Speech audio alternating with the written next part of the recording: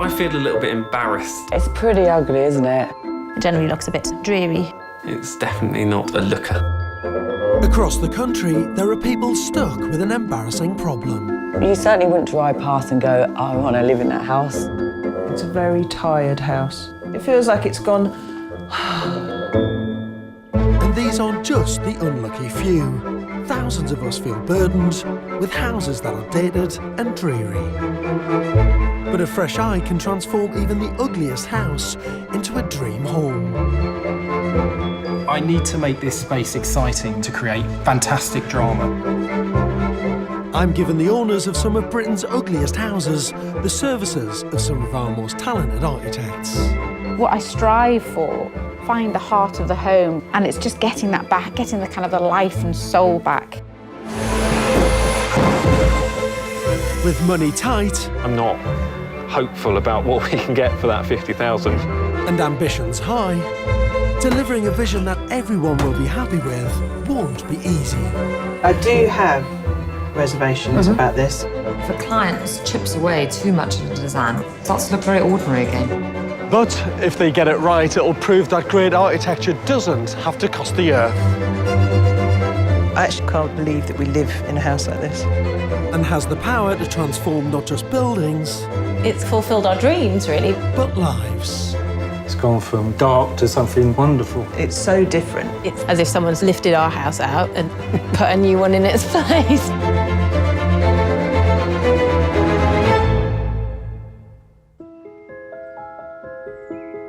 The Vale of Glamorgan in South Wales is the epitome of the rural idyll. Known for its quaint cottages, which naturally nestle in the rolling countryside.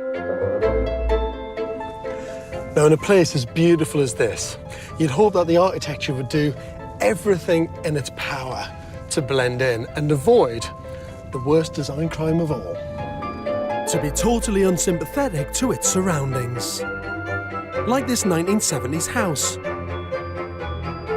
Complete with its sturdy pebble dash, characterless UPVC windows, and shabby carport. It's not exactly the picture of country living. I think it's the type of house that you would see on any estate in any town. It just generally looks a bit, I guess, dated and dreary. It stands out a bit like a sore thumb because it's a lovely setting where it is. Some of the neighbours seem equally unimpressed too. It's an ugly house. It is an ugly house. You know, it's like something you'd see in the 1970s.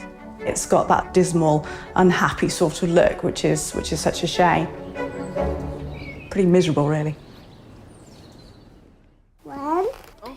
Tony and Sarah bought this house because they want to bring up their daughter, India, in the countryside. 6, 7. I'm a country girl at heart. I had a lovely childhood, full of lovely memories of things we did. Like, I love the fact India already, she loves animals and insects and things like that, and I just think the countryside, there's just so much it can offer a child, especially when they're young. Oh, look, there's one. When they purchased the property in 2014 for £342,000, it was the only place in the village they could afford of that size. But it still had significant drawbacks. The decor has hardly changed in almost 40 years. It is quite dated. It's not really a style that we would choose. There are some things from your childhood which you like to keep, and woodchip isn't one of them. Oh. Yes. Oh, look at that. Unable to live with the outdated features any longer, Tony, a heating engineer and no stranger to the building trade, has already started stripping back the house. Heavy. It was quite heavy. We realised we'd be able to sort of do the basics ourselves. Coming down quite well, I think, isn't it? But I think we wanted to achieve more than that, really, and make it a bit more special. This, you know, we want this to be our family house for a long time.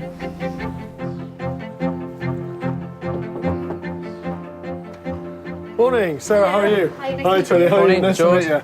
You are the proud owners of this house. Very proud. Do you love it? Tell the truth. We're on our way. It's big, though.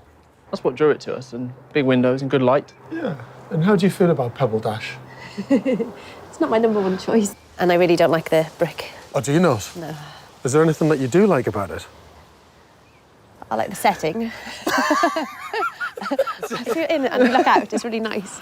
I can honestly say, in all the years that I've looked at buildings and houses, I don't think I've heard anyone say about their own house, I don't like much about it, but I like looking out from it. That's quite damning, isn't it? Can we go inside and have a look? Yep. Yeah, lead the way.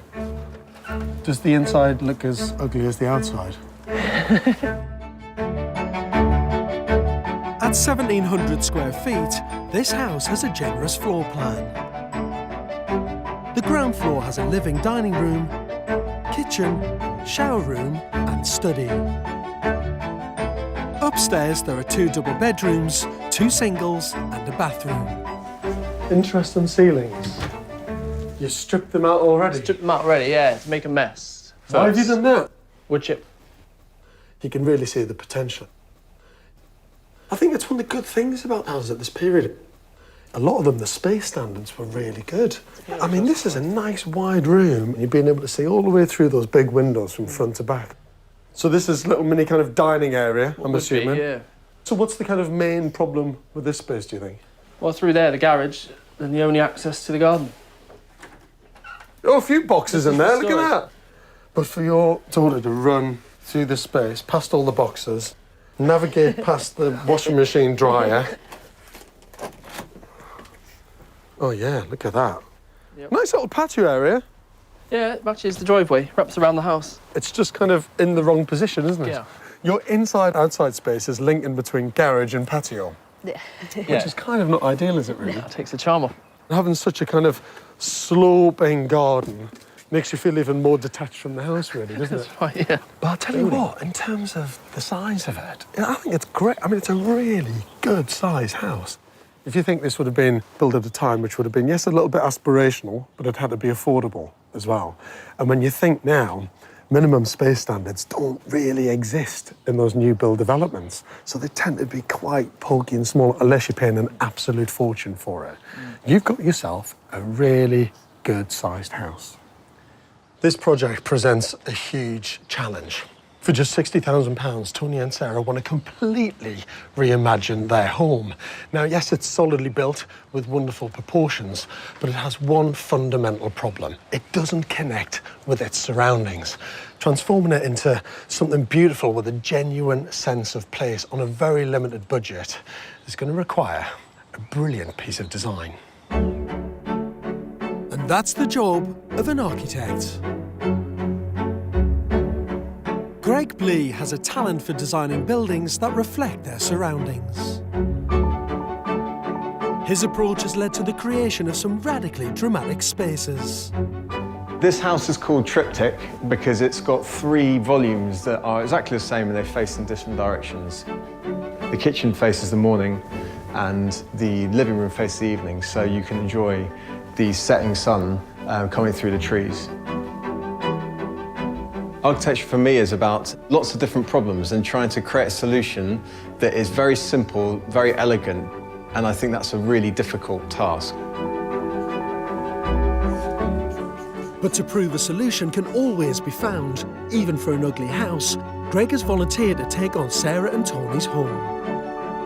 What we want to do is create an extension that really takes in the Welsh countryside and to not just feel like a conventional building. So the big idea is to take a shard-like extension which faces the best views and then put that against the existing house. It'll feel great when you step into that space because you'll be surrounded by a lot of windows, so you'll have the connection with the greenery of the landscape outside.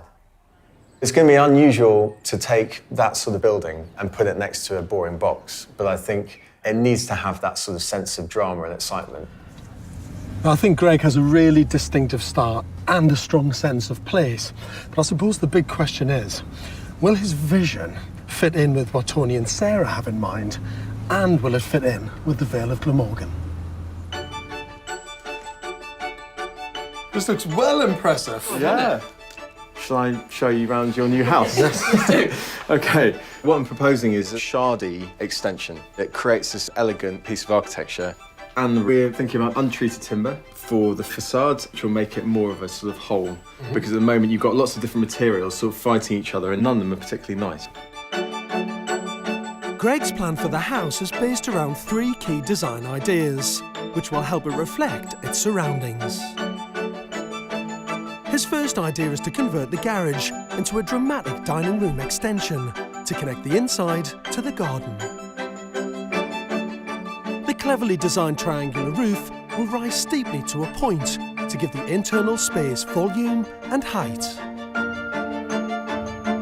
Placing the extension at 45 degrees to the house with large sliding doors means it will also face the countryside views. Inside, most of the internal downstairs walls will be removed to create a large open-plan kitchen living area. Greg's second big idea is to replace the glazing at the rear of the house with 2 new feature windows, one long and horizontal and the other floor to ceiling, perfectly framing the landscape. His final transformative idea is to clad both the extension and top half of the house in larch that will silver with age, helping the house blend in with its surroundings. It's dramatic, there's no doubt about that. It's impressive, isn't it? I think the extension we're pretty much 100% happy with. We'd already thought about things like untreated timber, greys and silver, so kind of look I like. The only question I'd have, I guess, thinking practically, is I don't know where the money is being spent at the moment. I feel like I don't know what's being spent on what. I have to say, I share Sarah's concerns. For £60,000, this does seem an extremely ambitious design. I'm really excited by it, and I think it could be amazing, but I'm really worried about the costs. I don't want to do it and then it feel half-hearted that we've gone for it. Can I ask you, how finished do you imagine the house being with your 60 grand? It doesn't have to be all decorated. I suppose what I'm getting at is you might end up spending a bit more money on the structural changes to get the spaces that you really want, and then you might put in a more affordable kitchen, a very basic bathroom. You might have your bedroom done, and the other ones you might not fit out at all. And that's quite a big decision for you guys to make, actually, and whether that's acceptable. As an architect, you relish the chance to create something bold and unique, and you hope that you'll have a client who's brave enough to back your decisions. Now, I do think Tony and Sarah are willing to take a leap of faith, but I wonder what a wooden box with a wooden pyramid will look like in this landscape. In Wales, Tony and Sarah have been granted planning permission to transform their bland 1970s house. It's kind of like a house a child would draw, I think. Kind of there's windows, doors, flat, there's no features. It's just a bit dreary. In the 1970s, houses like this were rolled out in their thousands across the country by developers. Their standardised no-frills design made no attempt to reflect their surrounding environments. They were branded anywhere houses. Over the years, they attracted criticism for their distinct lack of character. Oh, go on then, try again. Go on then. Now for Tony and Sarah, there's a new development on the horizon that will affect the schedule of their transformation. Oh, look at that, he's just on the edge. I'm pregnant now, 4 months pregnant, so that puts a bit of a new perspective on it. It was just the thought that we hadn't made any start, and we've got 6 months from now, we've got 5 months to go. We don't expect to be perfectly immaculate finished, but we just want to get going on it. To ensure the build's ready for the baby and keeps within the £60,000 budget, Tony will project manage. I intend to do as much as I can myself. Wrong wall. Supposed to be that one. But I mean, I won't have a go at skimming the ceilings because I'll be poor. I won't have a go at doing nice carpentry. I won't be connecting electrics. But I'll be doing as much as I can, drilling holes and chasing sockets and things. You know, every little helps.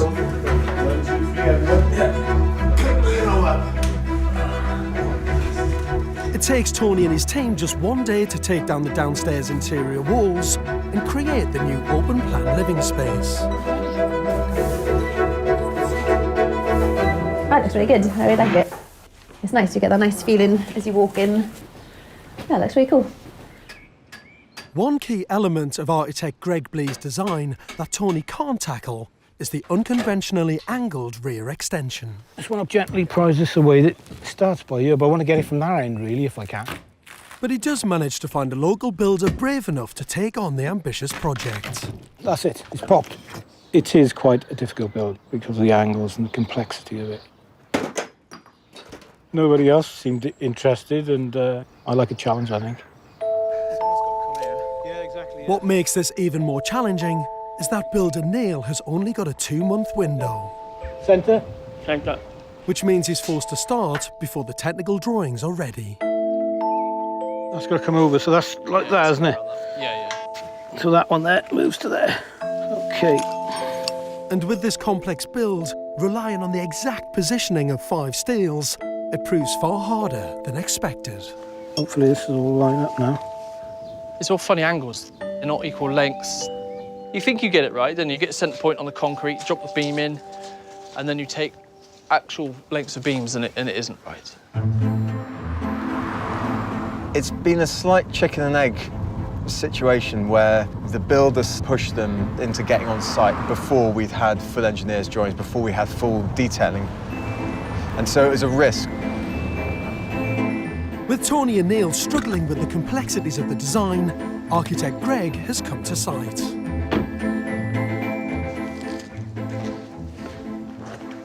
So 2 posts in, they look level. All right, Neil. All right, mate. How are you doing? How you doing? Good nice to meet you. You're right. All right. Is this all going to work out then, our setting out of this ceiling coming through? I hope so. Yeah.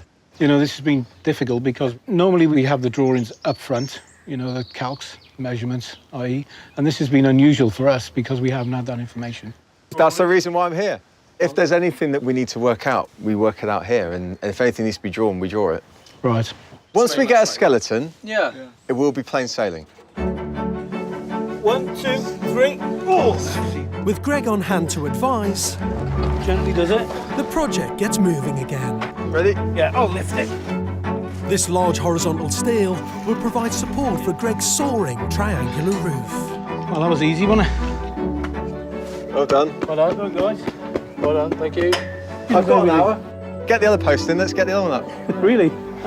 You think it's as easy as that, do you? No. Crack on then.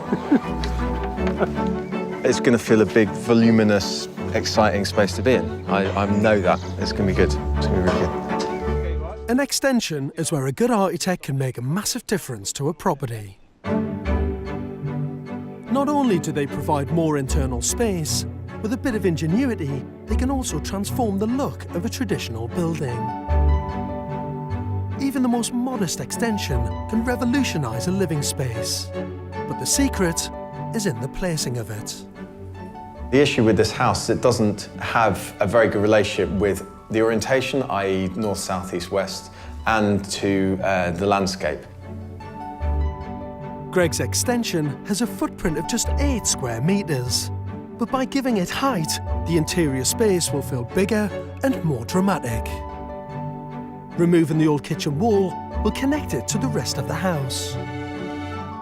By positioning the extension at 45 degrees, it faces the long view down the garden to the landscape beyond.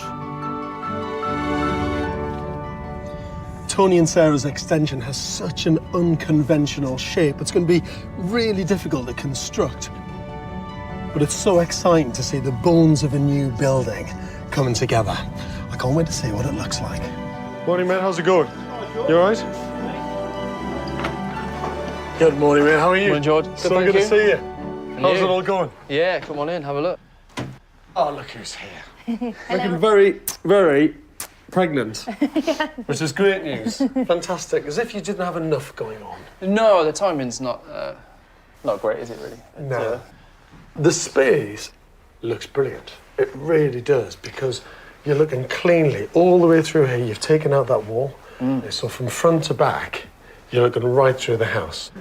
What's it like to live in at the minute? Be honest. It's hard because of the dirt. In the shower, it's just always got gravel and grit. And I worry about India because she wants to wear shoes and socks and things. But it's the dust. I can actually feel it on the back of my throat. Baby's going to come out with a really deep voice. Yeah. Although still a building site, this space holds real promise. Greg's keen to show me how the new part of the build is progressing.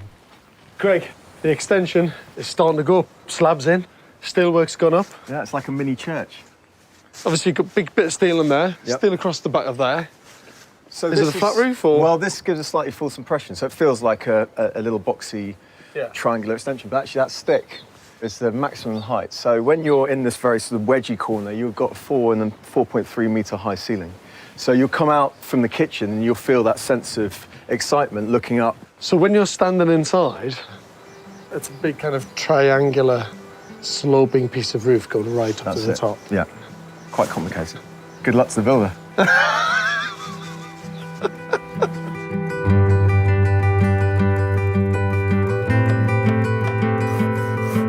With the steel framework complete, builder Neil can now start to piece together the bespoke timber frame. Oh, made a mistake, Neil. What he first thought would be an interesting challenge is turning into a bit of a headache. This is going from bad to worse. We're under pressure a bit because everything we do, we have to make bespoke because there's nothing traditional.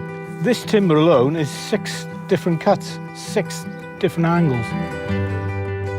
It's just evolving, really, isn't it? You know, there's no template, just all funny angles. Oh, labour of love.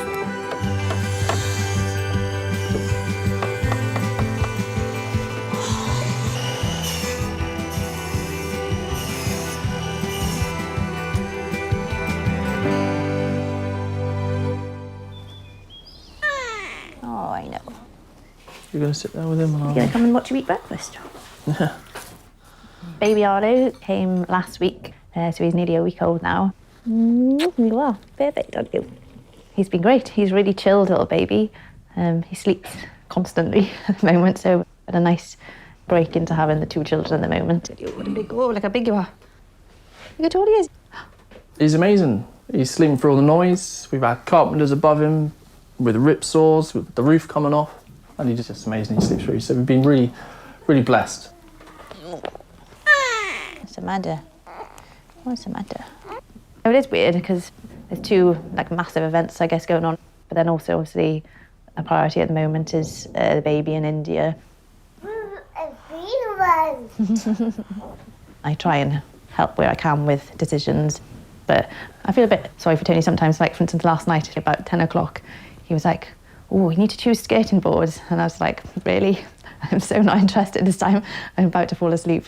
So sometimes I'm probably not as helpful to him and supportive. But Sarah has helped Tony make one significant decision. To replace the concrete tiled roof with slate so that it ties in more with the brand new extension. This unplanned £5,000 addition and other escalating costs is pushing them well over budget. We would have spent our budget and the house would have looked exactly the same as it did, but with a timber-clad extension that didn't look like any of the rest of the house. In our heart, we felt like we had to, but it was a big, okay, right, so this is costing this. We're over budget, let's spend even more. That's what it came to, basically. But once the headache of the money is over, we're left with a great finish. We might think it'll be worth it. I just want to... Oh, nice. Tony and Sarah's new slate roof is finally complete. We have blown the budget a bit, but it's a big, pleasing thing to have. But it's the dramatic new angular extension that's attracting the attention of some of the neighbours. From here, we can see a triangle that's coming up off the side of the house. It's quite wacky. It's pretty different. Kind of thing you can put together with a bit of Lego house, you know, having a square and a triangle coming off the side. And looking at it, it's like, oh God, that's a bit bonkers, a bit different. I didn't notice at first, but there's quite an interesting roof structure around the back of the property. Certainly nothing around here looks like that.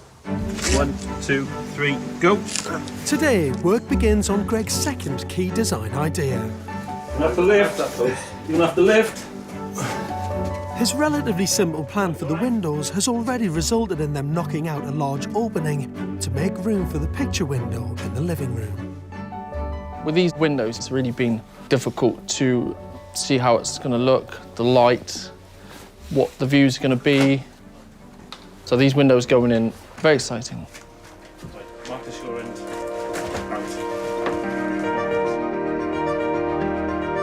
The way architects harness light can totally transform a space. But windows are not just there to allow light in. They can also frame the view, connecting the inside to the outside.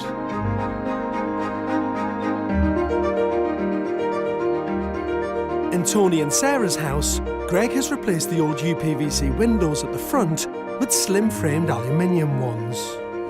So the front may look very simple, but then if you look at the back, you want to create bigger windows, which makes the connection from the inside to the outside more impressive. Greg is replacing the old conventionally shaped windows at the back of the house with two strikingly different versions to create uninterrupted views of the landscape. All right. Get in. It's great, isn't it? I feel like I could stand here and survey my land, which is this small bit of grass. Right. Gently and easily, yeah?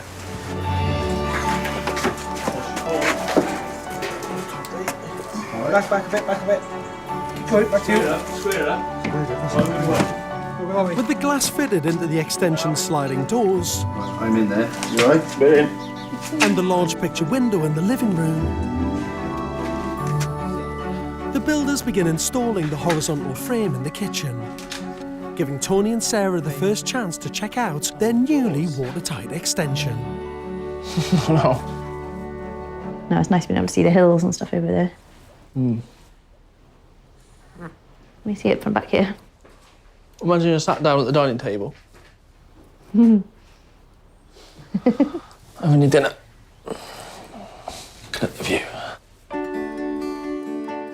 Tony and Sarah have spent a quarter of their £60,000 budget on new glazing, so I'm keen to see the difference that it's made. Extension's all up, which is good. But this looks fantastic. What a great extension with a lovely sloping roof. This all needs a bit of work, doesn't it? Tiny bit, to say the least. Hello there. Hello. So nice to see you. How are you? Very well, thank Hey, you. Look at this little one. You are so cute. So beautiful, eh? Bit of a challenge. Baby, build. The two Bs that you should never do at the same time.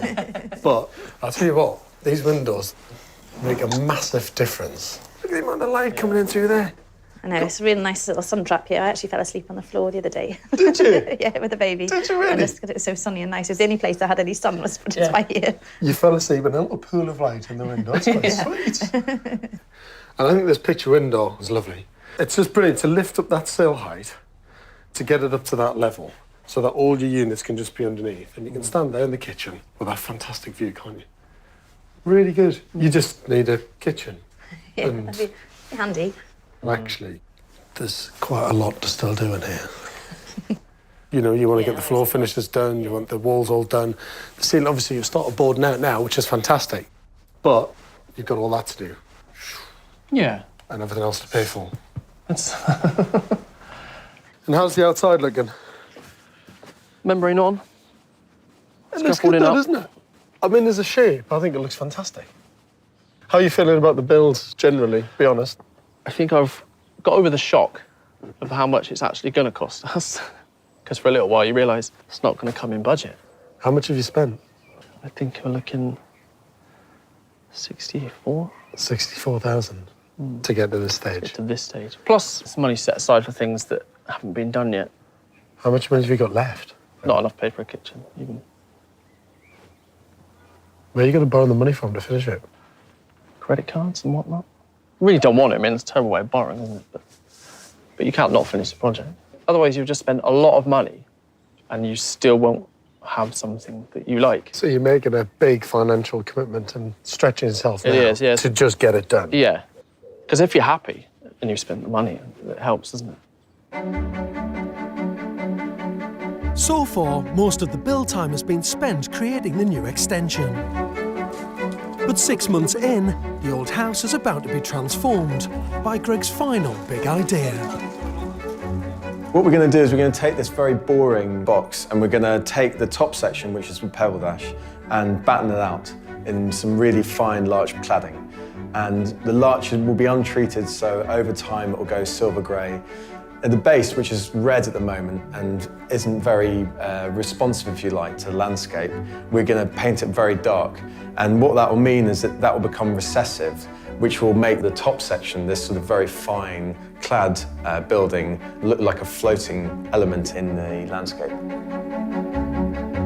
Wooden cladding is an effective way of giving an exterior an individual facade. Just like stripes on clothing, the direction in which it's laid changes its effect. Thanks to laser technology, fine detailing can be created on materials such as weathered steel or aluminium alloy to dramatically clad a building on a large scale. The cladding is right up there in the top 3 of exciting things that we wanted to do for the house. So it's a big transformation today. You keeping your timber flush there? Yeah. But it's quite tricky. It's got to line up with the corner and the window and evenly spaced. And you want the screws to line up nice on the battens, so all the screws line up. It's got to be pre-drilled. So it's just tricky. But before the builders can begin to fix the new cladding, the uneven wall surface is posing a problem. When we come and had a look at the walls originally, they looked quite straight. But they're a lot worse than what we've originally thought.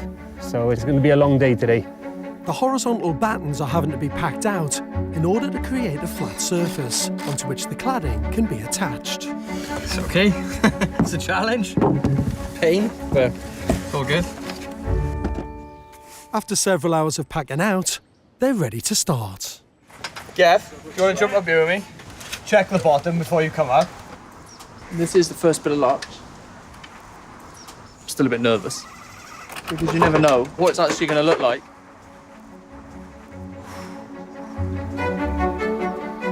Designing something so bold might seem an odd way of getting a building to reflect its setting. But I've got something to show Tony and Sarah to reassure them that it can be done. So guys, I've brought you to see a house which, it looks very grand from the outside. It's a bigger place than yours. Slightly different period. This is a 50s house rather than the 70s one. But the main reason for bringing you here is when you look at this, it's obviously a fairly traditional building in its style and taste. The difference, though, between the front and the back is quite unbelievable. Wait until you see this extension. Come on. Now, what I love about this place is that you come in through the front door and you think, yeah, I get it. It's kind of a straightforward, semi-period house. And then you walk into the kitchen and turn and see that. Oh, yeah. Wow. I wasn't expecting that. No, it's a surprise, isn't it? Come and have a look at the outside. See what you think of this. Oh, wow, that's great. Yeah. It's radically different in materials. I mean, complete. If you've gone from render on the main house to full-on steel, glass and timber on the extension. I mean, as you walk around it, you realise just how dramatic this thing is, to be honest. But this is all about the garden.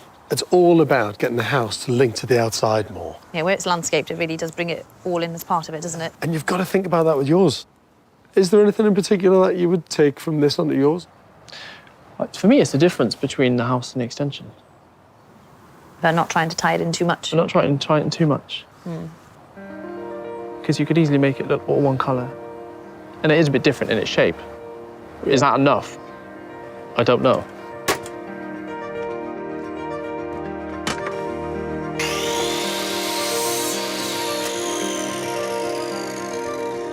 I'm really pleased with that. When I left this morning, there were 5 pieces up. Come back and there's like 50 up. I'm far happier about the way it looks. Now I can see more. Yeah, it looks nice. It looks nice and clean and sharp, like the detail with the tiles at the top. I can't wait to see it on the extension as well. It's going to look really striking.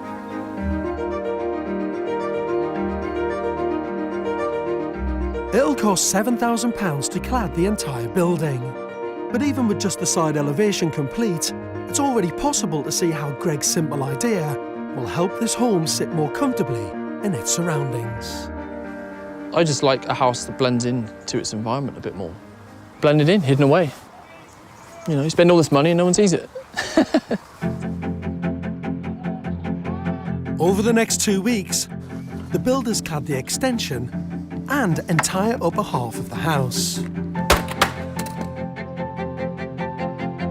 To address the lack of symmetry on the front facade, Greg has creatively designed the cladding to partially cover the middle window. Right. I think it just doesn't look quite right. I think it looks better inside than outside, but... I think it looks as if we've just stuck some wood on, but it's not really been planned. Then it's just a shame it obscures the view. We're just opening a can of worms, I think, changing that. It's not simply, oh, just move this bit of wood. I think it looks a little bit like we've got bars, like a prison in the window. Although they decide to remove Greg's bars from the window, Tony and Sarah do go with his idea to paint the lower half of the house grey to help highlight the wooden cladding. Before it was painted, it was just dated, wasn't it? Yeah, it was like... It's like an easy modern update, isn't it? Painting the bricks. Yeah, it's easy when someone else does it as well, so it's nice. It's even easier. Are you ready? As the house nears completion on the outside, Tony races to finish the inside. I've had 6 or 7 months off, and I can't sustain that. I have enjoyed it a lot, but I've got to go back to work to pay for it, really. But it's hard to let it go, especially near the end now. It's these final details which make the difference, isn't it, really? The bits you see, after all. For you. Oh, thank you. Not Daddy. At the moment, we're pretty much confined to living in 2 rooms upstairs, which is quite hard work, especially with the baby sleeping. So it's going to be a massive relief, really, when it's finished at last and we can get back to being a family and actually doing things together and talking about something other than the house would be nice. Tony and Sarah moved here because they had a dream of living in the countryside, but they ended up in an ugly suburban box that seemed completely out of place to the surrounding landscape.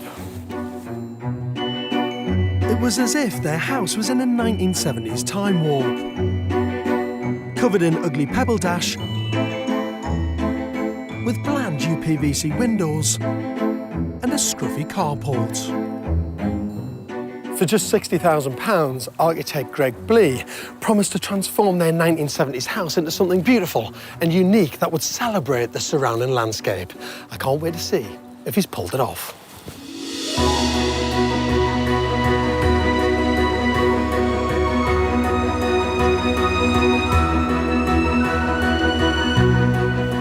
Now that is pretty incredible.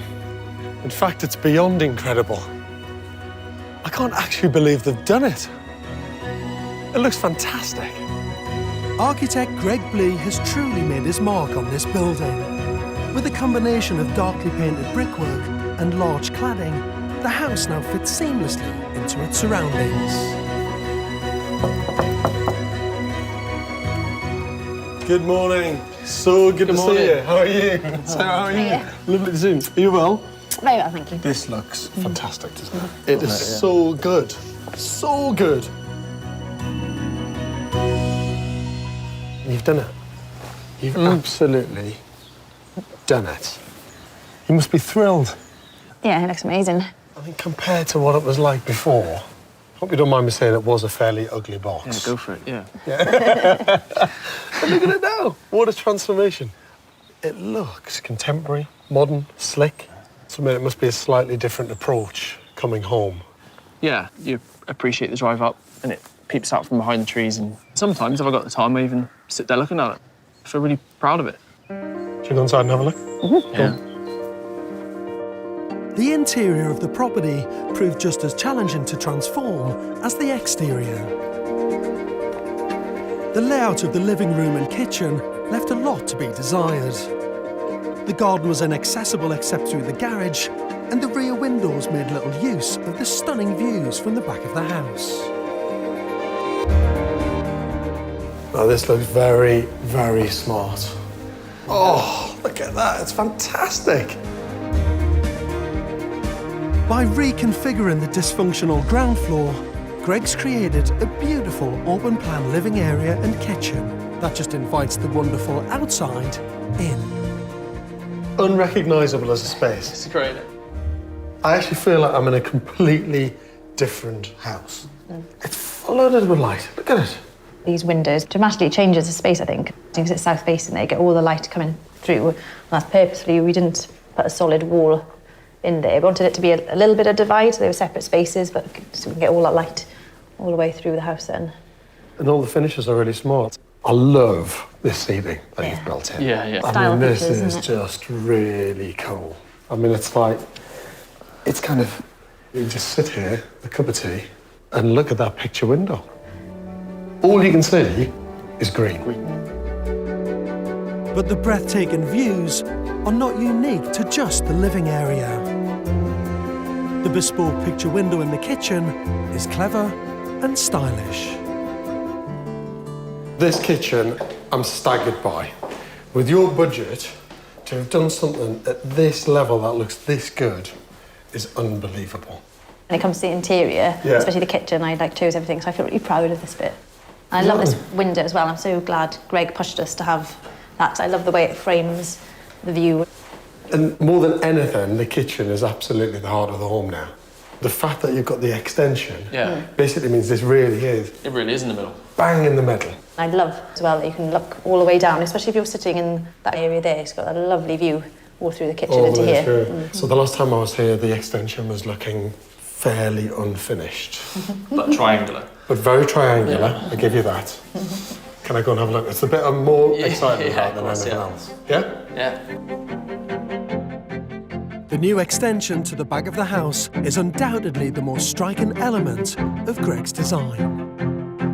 This triangular room is a triumph and effortlessly opens up the house to the garden. That is fabulous. What a space. That ceiling lifting up like that, to be right up at that point, which is about 3 and a bit metres high. It's like being in a little chapel. Yeah, it's like, it's not just an extension, is it? It's just a space that stands alone, I think. You know, if this was a flat level ceiling running through here, yes, it would still be an interesting shape, but it would be nowhere near as dramatic as this. And I'll tell you what, to sit here on a morning, have a cup of tea, with that view, is pretty special. I knew inside that this would look dramatic and smart, but I was slightly worried about the timber-clad pyramid look from outside. That looks really great. No, Yeah? Yeah. Go on, lead the way.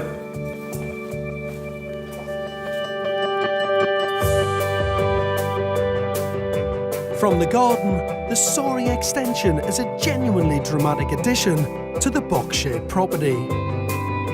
The angles just all work, don't they? It really does. I mean, the extension makes your garden space much more intimate the way it reaches out. And wraps around. All of those internal spaces are becoming part of the surrounding landscape, aren't they? Yeah, because I think when we bought it, how it was very much out of context, and really it could have been plonked anywhere. And now it just really fits in the landscape. Yeah, the interesting shapes just makes it really distinctive, but still kind of blend. I think you're right. That little extension just transforms everything to do with the house. It turns it from something ordinary, ugly, into something beautiful. But actually building it was not a beautiful issue experience. After issue. I know it wasn't easy to do it, but all that hard work and effort makes this look effortless. You dream about having a place like this. You know, most people want a nice house, and there's nice, and then there's this. I feel very lucky. Yeah, I feel very lucky, yeah. Should enjoy it. So you should.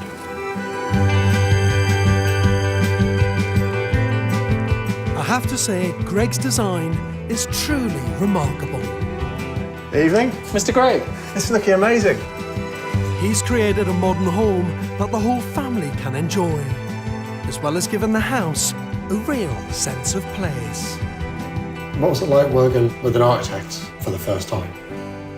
Well, it gives us an opportunity to have something that we just couldn't Couldn't imagine ourselves.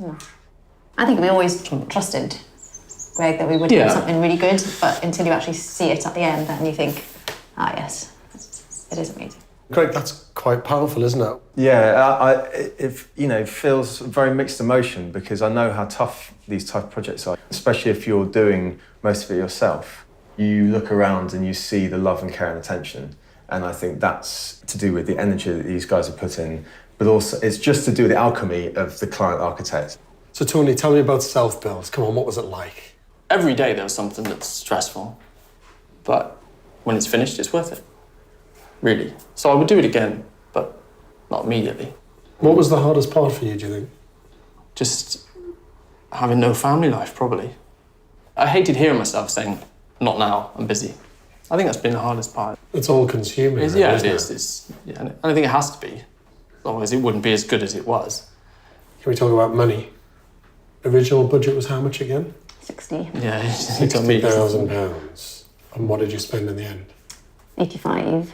Still, £85,000. I know it's a lot of money, but when you look what you've got, it's mind-boggling. I'm glad really. during the build it was stressful and everything we were kind of like, oh, should we do that, should we not? But I'm really glad now that we pushed ourselves to spend that extra bit. You wouldn't have fulfilled the potential of it if we hadn't gone that extra step. I don't think you could have done anything more with this house. You can't make it, I don't think you can make it any better than it is. I think that's it. Happy with that. At the start of this project, Tony and Sarah were living in an anywhere house that had no real connection to the place. And I suppose because of that, they felt that they didn't belong either. But because of Greg's imagination and brilliant design, and also because of Tony and Sarah's bravery and their tenacity, they've transformed an ugly house into the most unique and distinctive home. This house doesn't just sit in the landscape, it adorns it.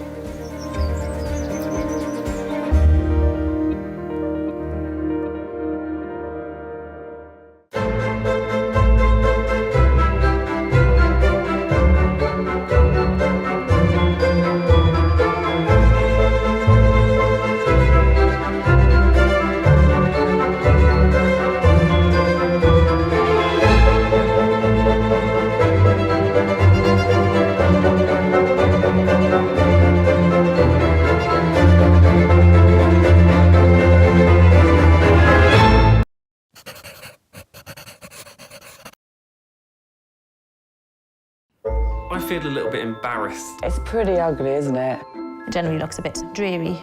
It's definitely not a looker. Across the country, there are people stuck with an embarrassing problem. You certainly wouldn't drive past and go, I want to live in that house. It's a very tired house. It feels like it's gone... And these aren't just the unlucky few. Thousands of us feel burdened with houses that are dated and dreary.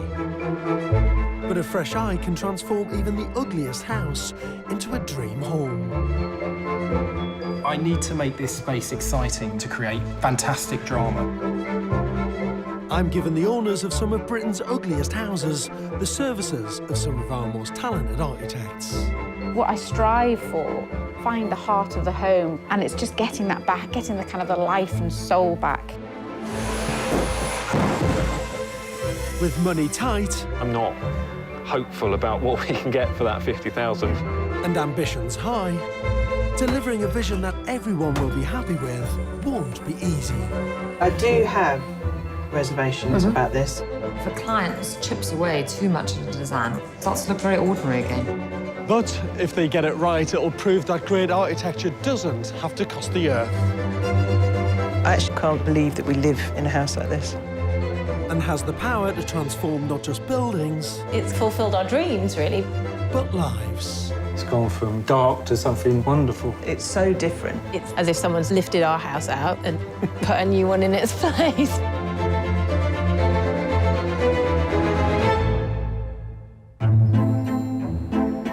Lying on the edge of an area of outstanding natural beauty is this Sussex village. And like most places in Britain, the local housing stock is peppered with its fair share of bungalows. Bungalows are often derided as bland, boring little boxes, but personally, I've always loved them. At their very best, they can be light and spacious, and because all of your living spaces are on one level, the rooms can be beautifully connected to the garden. But sadly, that's not always the case. This one is dark, dingy, and forlorn. This house is really ugly.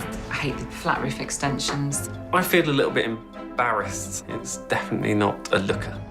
Oh, a bit too close to the baby. Stuart and Tammy bought the bungalow shortly after the birth of their son, Teddy. At £285,000, it was the only house they could afford in the village. We bought it because it's in such a beautiful area. I mean, when you look at the other houses on the street that haven't had the ugly extensions put on the back, they're really lovely little bungalows. Whatever charm Stuart and Tammy's 1950s bungalow might once have had has been wiped out by a series of ill-conceived extensions and cosmetic updates. What's been done to this house has made it ugly. So by putting 2 flat roof extensions on the back has sucked the light out of the original house. We come in and turn the lights on in the middle of the day in bright sunlight. And the garden's completely obscured and you can only get to it through one door in the kitchen. I feel a bit deflated, really, that you're not necessarily getting the best out of the house that we've got.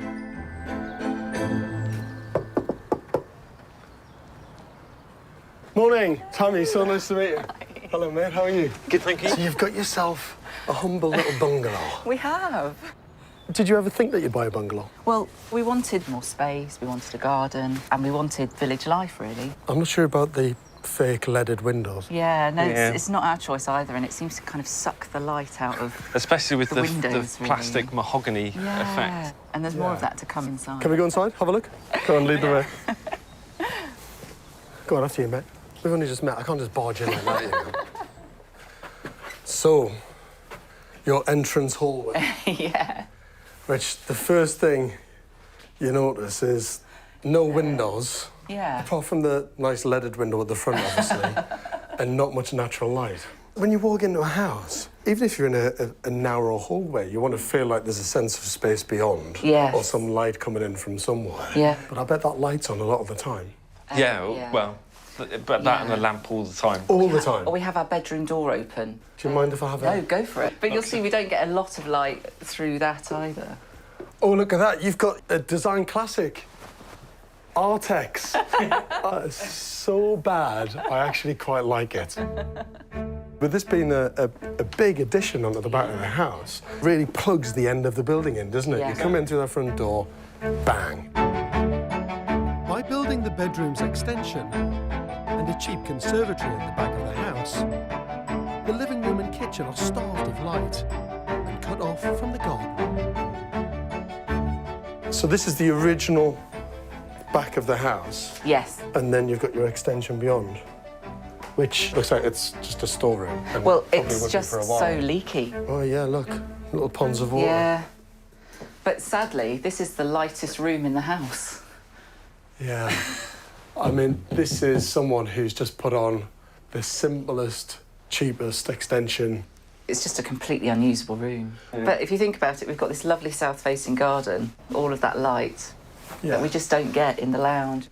It's a classic case of where you've got a decent-sized bungalow and people have just added on, added on, added on. Yeah. And there's never been a master plan for the house. Yeah. It needs a proper, clear plan. Yeah, definitely. Well, the garden's a great size, isn't it? Yeah. You've got so much space out here. But, you know, when you think that you're south-facing, that place should be flooded with natural light and feel spacious and bright and have a real connection with the garden. There's just so much space here. Yes. And we don't get to see any of it thanks to the extensions. Tell me, what do you want from this? I suppose on a big scale, it's about flow and light, but on a smaller scale, it's making sure we've still got 3 bedrooms, potentially an ensuite for us. Just that, please. Loads of space, loads of light, 3 bedrooms, On a small and an budget. ensuite, please. What is the budget, by the way? So it's 50, isn't it? Yeah. To be honest, I'm not hopeful about what we can get for that 50,000. Yeah. I think for me, if we can end up with a nice watertight, lit, electrified space. You're so much more cautious than me. Well, a pessimist is never disappointed, is it? That's a fair point. A pessimist is never disappointed. Tammy and Stuart's bungalow has lost its sense of purpose. The ugly extensions at the back means they don't have the space that they really need, but much worse than that, they block out the light and any connection between the inside space and their huge back garden. Now, they could knock down the extensions and build something very simple and ordinary, but with the right architect, they've got a chance to create something that will truly change their lives.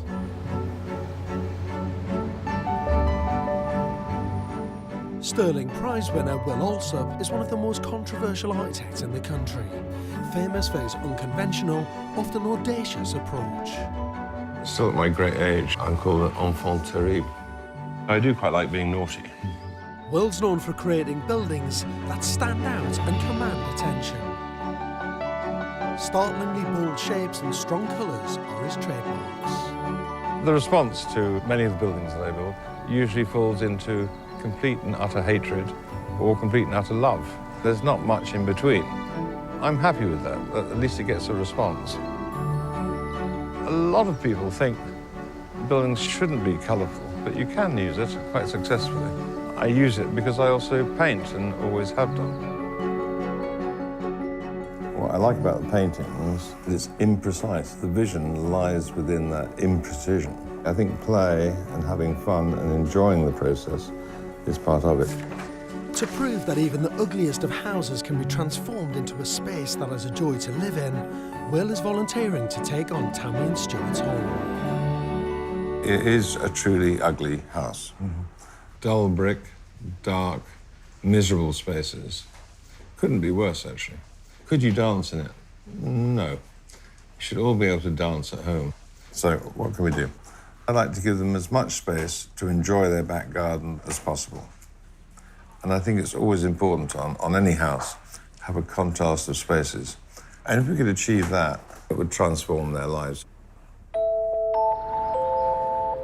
But how radical Will can be with his ideas in a village like Tammy and Stuart's remains to be seen.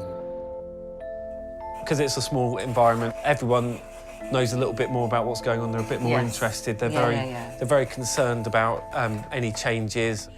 It'd be nice to think that we could do something modern here and that people wouldn't feel offended by what we were trying to do. You know, it's going to be really interesting to see what Will is going to deliver today. He's such a bold and unorthodox architect, and he used to work on a huge canvas.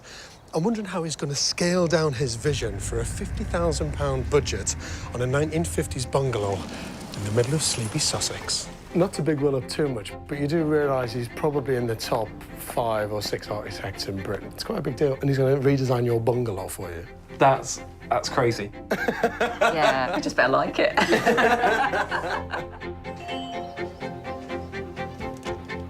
Hi, Stuart. Hi, Will. Come on in. Nice to see you. Whether or not Tammy and Stuart are ready for Will, he's certainly ready for them. My concern is to make your fairly limited budget go as far as it can and to give you sort of instant joy, really. So I thought the front door should be one huge front door. Oh, fabulous. You mean you want to get rid of that fake mahogany front door that they've got I thought there? we could sell it on eBay. I think all of that extension is badly built. Just get rid of it all, okay? The important thing is to actually put most of your living on the south side to open up in some way onto the garden. You'll need your gin and tonic table. Will has suggested they phase the renovation and spend their £50,000 budget on his design for Phase 1. His idea is to tear down the badly built extension that houses the bedrooms and replace it with one large kitchen living room that connects to the garden. To make this space a joyful one, Will's big idea is to bring height and drama into it by keeping it open to a huge barrel-vaulted roof with exposed curved beams. On the outside, Will plans to cover the enormous curved roof in shiny aluminium. To bring in even more light and give the exterior a sense of fun, his next idea is to add 4 large porthole-style windows. Moving the living area into the new extension will free up the existing kitchen and living room to be made into good-sized bedrooms at a later stage. Will's idea for the front of the bungalow is inexpensive. To update the fake mahogany-leaded windows with simpler ones and adding a wide front door. In terms of the layout of the plan and the reconfiguring of those spaces, what do you think? I think it's amazing. I think it's really exciting. Just something slightly different to what you normally would expect in a house like this. I love the idea of kind of creating that height. It's completely blown away my expectations. How affordable do you think it is? I've done a quick check. As you see, you're getting quite a lot of extra area. It's tight, but achievable. I think Will has produced a really bold design. He's not only reconnected Stuart and Tammy's house to the garden, but by using materials you'd normally associate with an industrial, even an agricultural building, he's created a unique and dramatic space. I just hope that the village is as ready as they are to embrace this radical piece of architecture.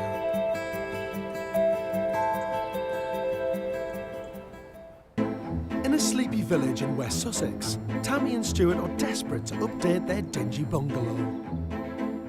I think what has been done to the house has made it very ugly. It's in need of work, to put it nicely. To solve the problem, architect Will Alsop has designed a radical new extension. It'd be like parking a big caravan behind the house. There we go. Well done. But several months later, there's no sign of Will's caravan. We both feel really frustrated. We just seem so far away from actually getting people on site and starting to build something. Yeah. The extension will have a striking vaulted aluminium roof, very different from the local architecture, so has had to go through the lengthy process of planning. It's also proved difficult to get the details of the design absolutely right, and their budget has had to increase significantly. When you look at the design, I guess it's not a surprise. You know, is a bespoke roof the sort of thing that you would put on a budget extension? I'm not necessarily sure those two things go together. When we finish, if we ever get what Will's designed, then 100% that's going to be worth it. Yeah. Difficult. Yeah. Difficult. Trying. When you load the skip, put the doors up on the edge to get maximum into the skip, mate. A month later, with money and planning in place, they're finally ready to start. I'm ready for the hammer. The first task is to tear down the existing extension, which houses 2 double bedrooms. It's fantastic seeing it coming down. It just comes down so quickly. They've been stripping off the layers. It sort of made us realise how horrible it is, really. So it's really nice that this is no longer going to be our bedroom. Have you eaten all the cheese? Stuart, Tammy and their son Teddy will be living on site for the entire 3 months of the build. Having lost 2 of our biggest rooms that are usually full of all our stuff, we've moved everything into what's left of the house. So the living room is now our bedroom stroke living room. It's very convenient for watching telly, but we've jammed a lot of stuff in. We're going to get to know this room very well over the next 3 months. It's not just living in a building site that's going to turn their lives upside down. Embracing wholeheartedly Will's bold design is a brave step to have taken.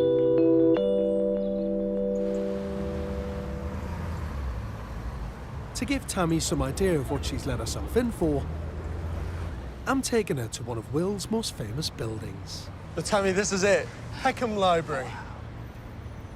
A very iconic Will Alsop building. Oh, it's absolutely amazing. It's really different to its surroundings, though.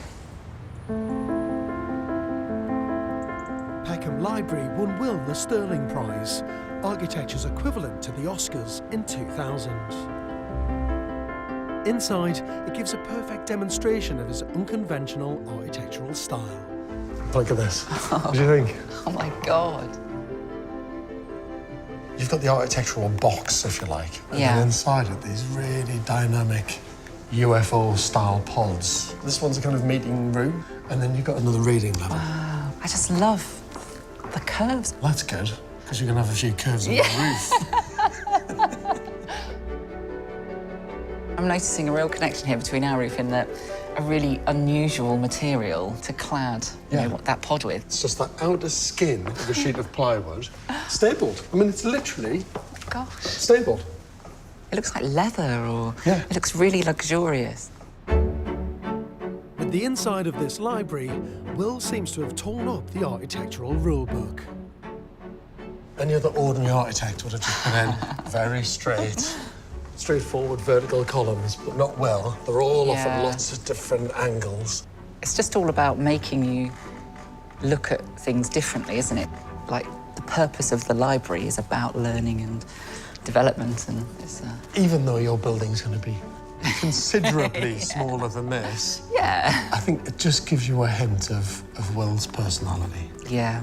And how much he wants things to be fun and enjoyable. Yeah. It probably makes me a bit more nervous for the finished product, actually. I think this is phenomenal, but it is about how that sits in the landscape and whether it blends in over time or whether it, you know, always looks... Well, the thing is, you're going to have to be as brave as Will is. It's your home. It's your house.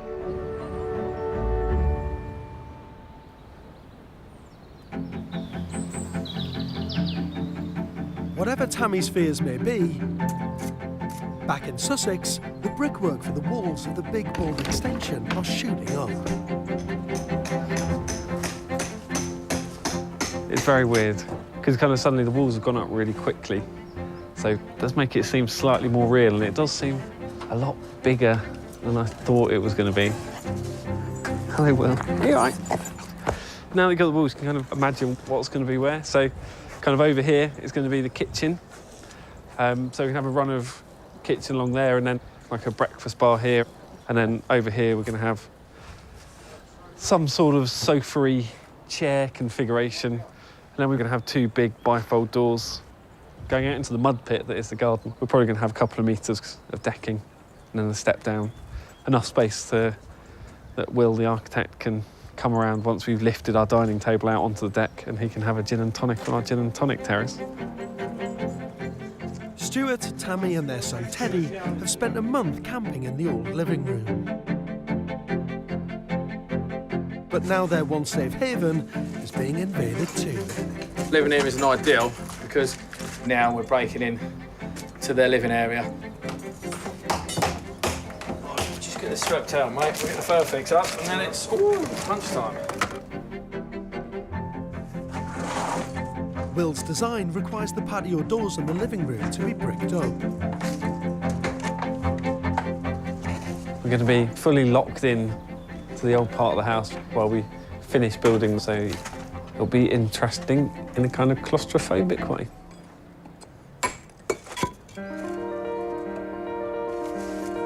So far, this build looks pretty conventional, but that's all about to change now the extension is ready for its new roof. The obvious thing to do is just to put a pitch roof on. That would be the least expensive, but not necessarily the best. Should the roof be special? Should it have a form? Should it be distinctive? Well, I suppose the answer to all of those questions is yes. And I think it's important to create a contrast to the feeling of the existing bungalow to this new bit. So you're not trying to blend it in, you're trying to make it completely different.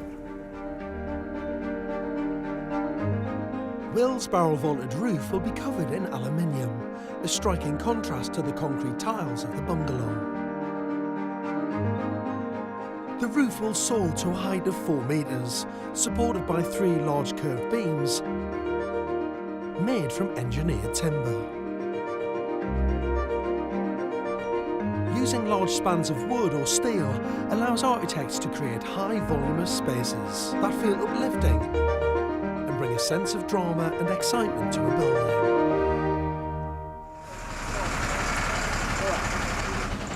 Let's have a little lift on 3. 1, 2, 3.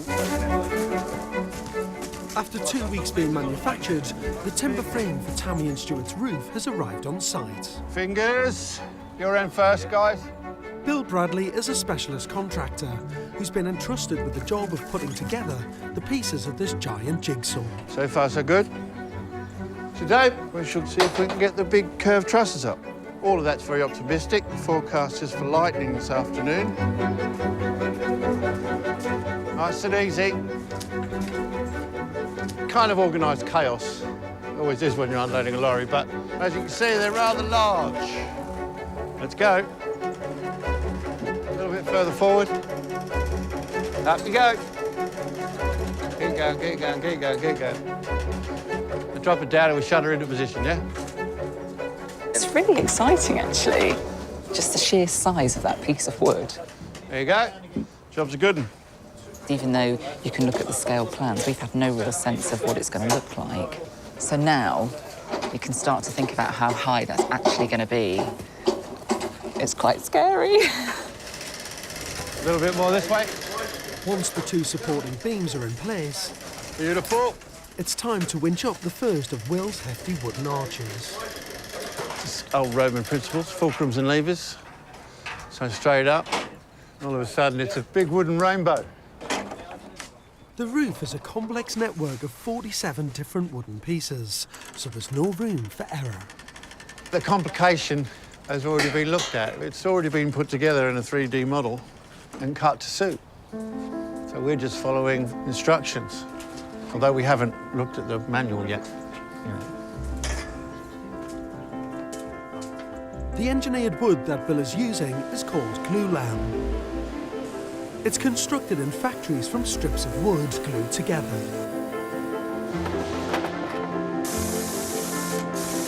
By engineering timber in this way, it's possible to create vast beams that can be accurately shaped into precise curves, capable of supporting huge weight.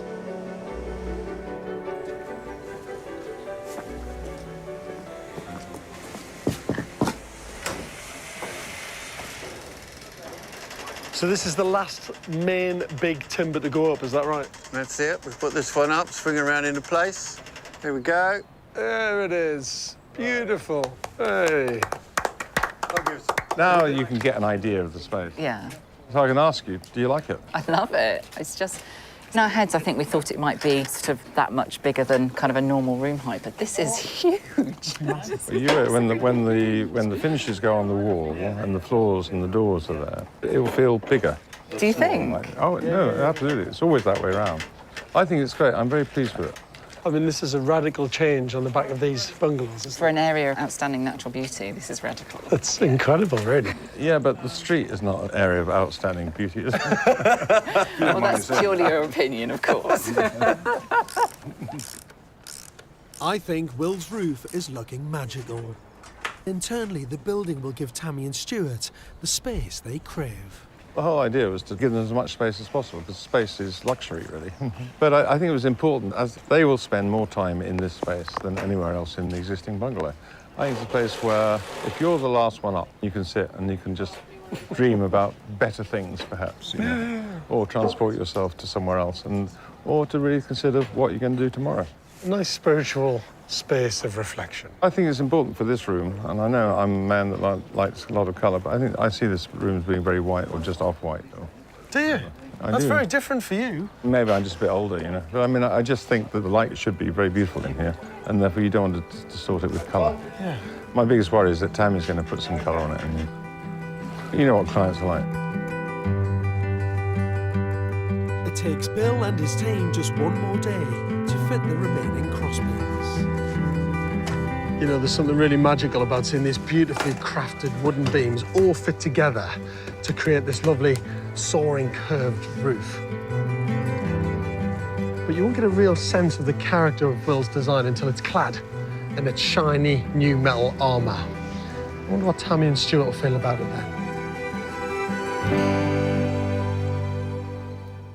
In Sussex, Tammy and Stuart are halfway through building a radical new extension on the back of their tired post-war bungalow.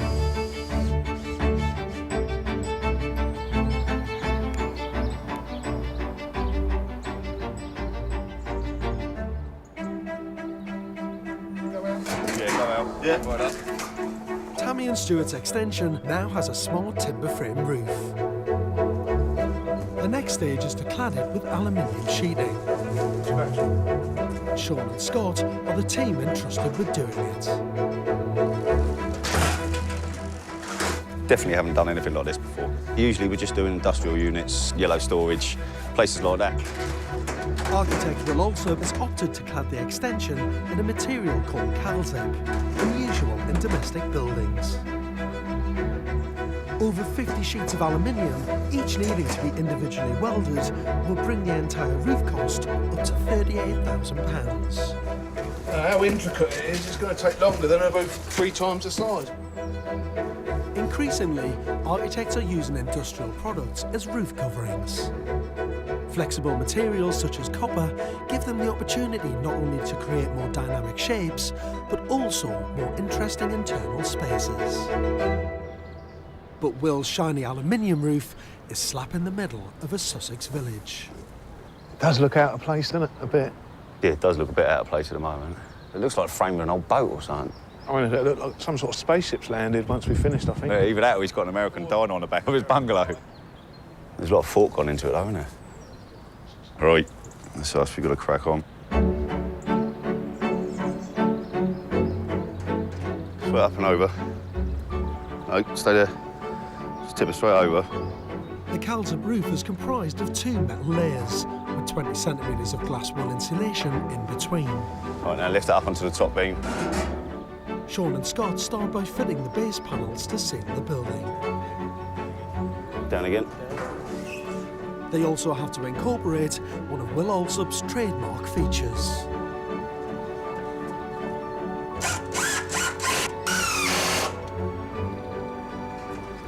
That's nice. I'll go with that. Worst part done. And the rest should be easy enough. It's not Popeye's house, is it? Rather than regular skylights, Will has opted for 4 round porthole windows that complement the curved shape of the roof. Each one will channel light through to the internal space. There's obviously a nautical reference, but I also like the fact that when the sun comes round, you get these circular points of light on the floor or on the back wall, depending on the elevation of the sun. And that also adds interest to the overall space. Porthole windows have become a recurring feature of Will's buildings. He's been using them since 1991, when he designed Tottenham Hale Station, another aluminium-clad construction. More recently, his love of circles has become a little warped. The public arts building in West Bromwich divided opinion amongst the locals.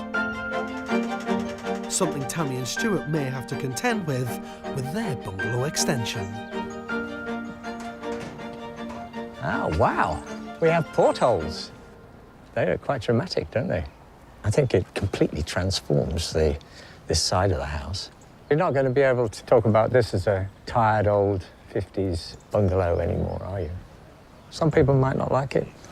I, for one, think it's potentially terrific. I think it's a little bit odd. This is a tiny village, a quiet sort of countrified road. It's filled with old traditional buildings. Yeah, it seems very strange.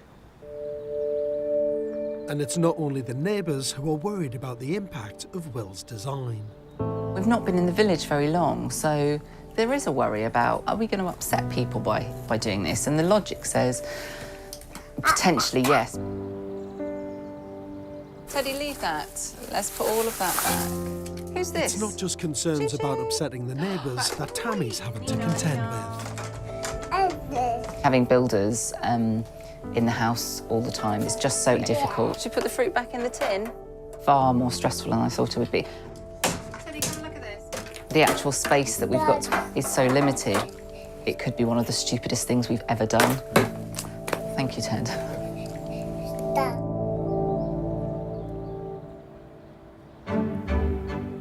With the roof beginning to take shape, I'm really keen to see what the interior of the extension feels like. So how's it looking, Stuart? It's looking good. Yep. It's looking good. We made a lot of progress since you were last here. My word. Very smart. It's good. Timbers look fantastic. Yeah. You've got this kind of waffle effect. At the moment. At the moment. What will that be finished in? Oh, we're going to leave it. And that colour. And that colour. I think that looks okay. You seem like you've got a reservation there. See, when an artist says, I think that looks okay, it means he's not convinced. No, it's sort of a shock because in my head, I had the timbers showing and actually a smooth plaster because you get more reflected light. But I think this will look good. And it sort of saves money as well, doesn't it? Do you think you could paint the walls the same colour? I don't think we've got down to that design detail, I've got to be honest.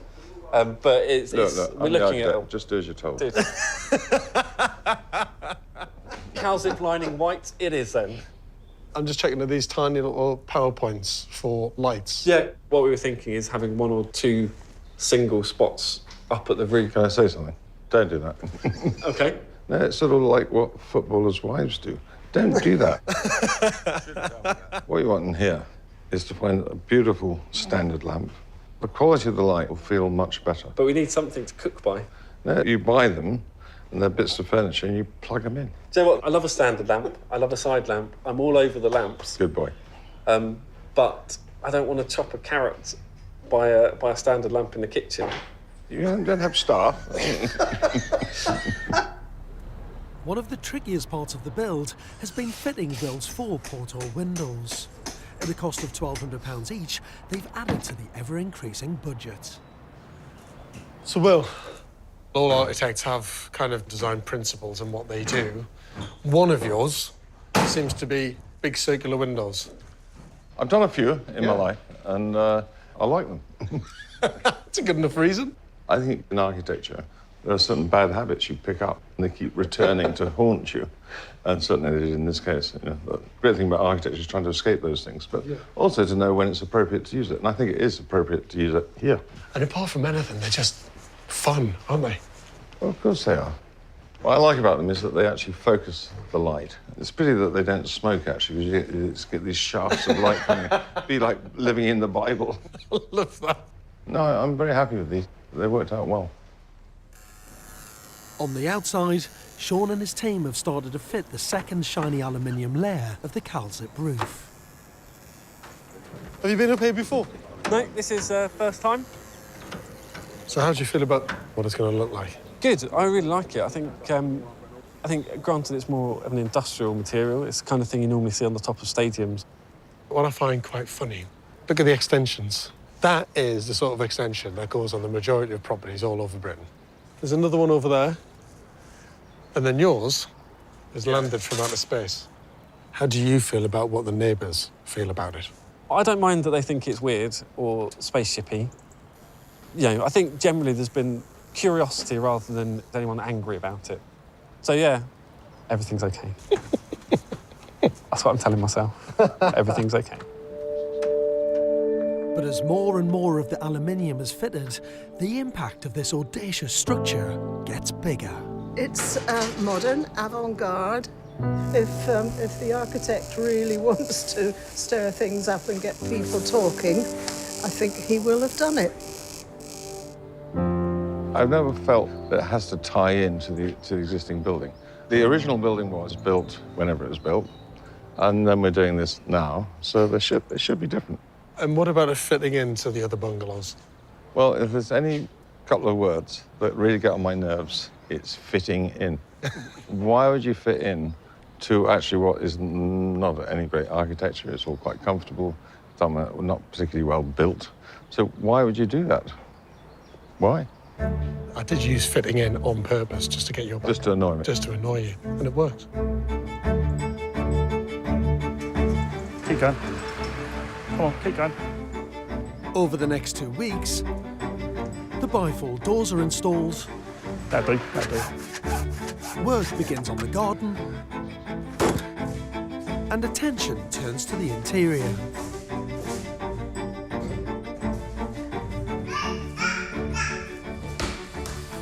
It's starting to come together a lot more. It's like the last couple of weeks have been really, really fast. You know, stuff's come in, the kitchen arrived, and it's taken 2 days to get to this stage. But yeah, it is really good, just seeing everything coming in, the decking starting, and yeah, exciting. Probably not for you. That's a standing eye. Stuart is just as positive about the build as when he first saw the drawings. But as with many Will Alsop buildings, opinions are divided, in this case, even between the owners. I'm not sold on it. I've got some reservations about whether we've done the right thing, if I'm honest, whether we should have just had a conventional roof. I don't like the colour. I thought it was going to be more of a lead colour, and actually it's very, very shiny. I'm a bit worried about how the windows are going to look when they're finished. If they stay as they are, they'll look like 4 massive polo mints on top of a building, which I would never have agreed to. Throughout the discussions, Will's had a really clear vision of having this roof. And I think we've been really excited about it. I guess seeing a line drawing to seeing it in practice is actually, and seeing it on your house is quite a big jump, I suppose. So, honestly, I'm worried.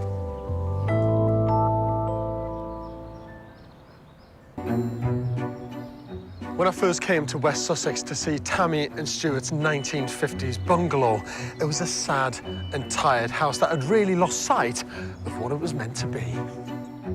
The front of the house was dark, dingy and utterly uninviting. The back was even worse, strangled by terrible 1980s extensions that blocked access to the big garden. Architect Will Alsop came on board with a bold and unorthodox vision to transform Stuart and Tammy's house into something unique and exciting. Now, I've always been a fan of Will's work, and I can't wait to see what he's created.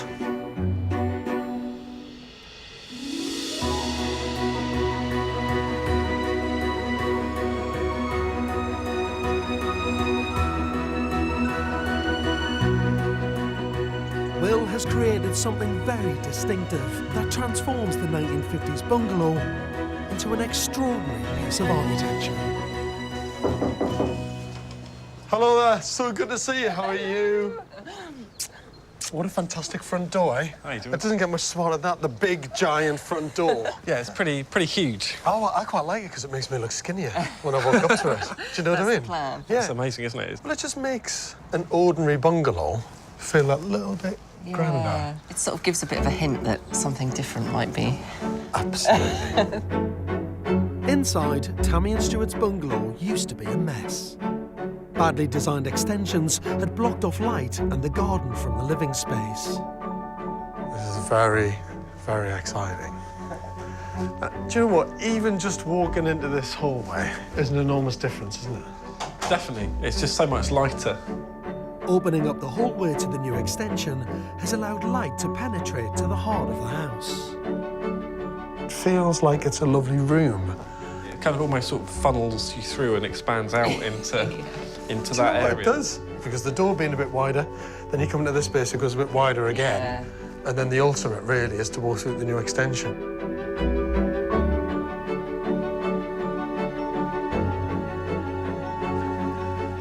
You know what? That is just incredible.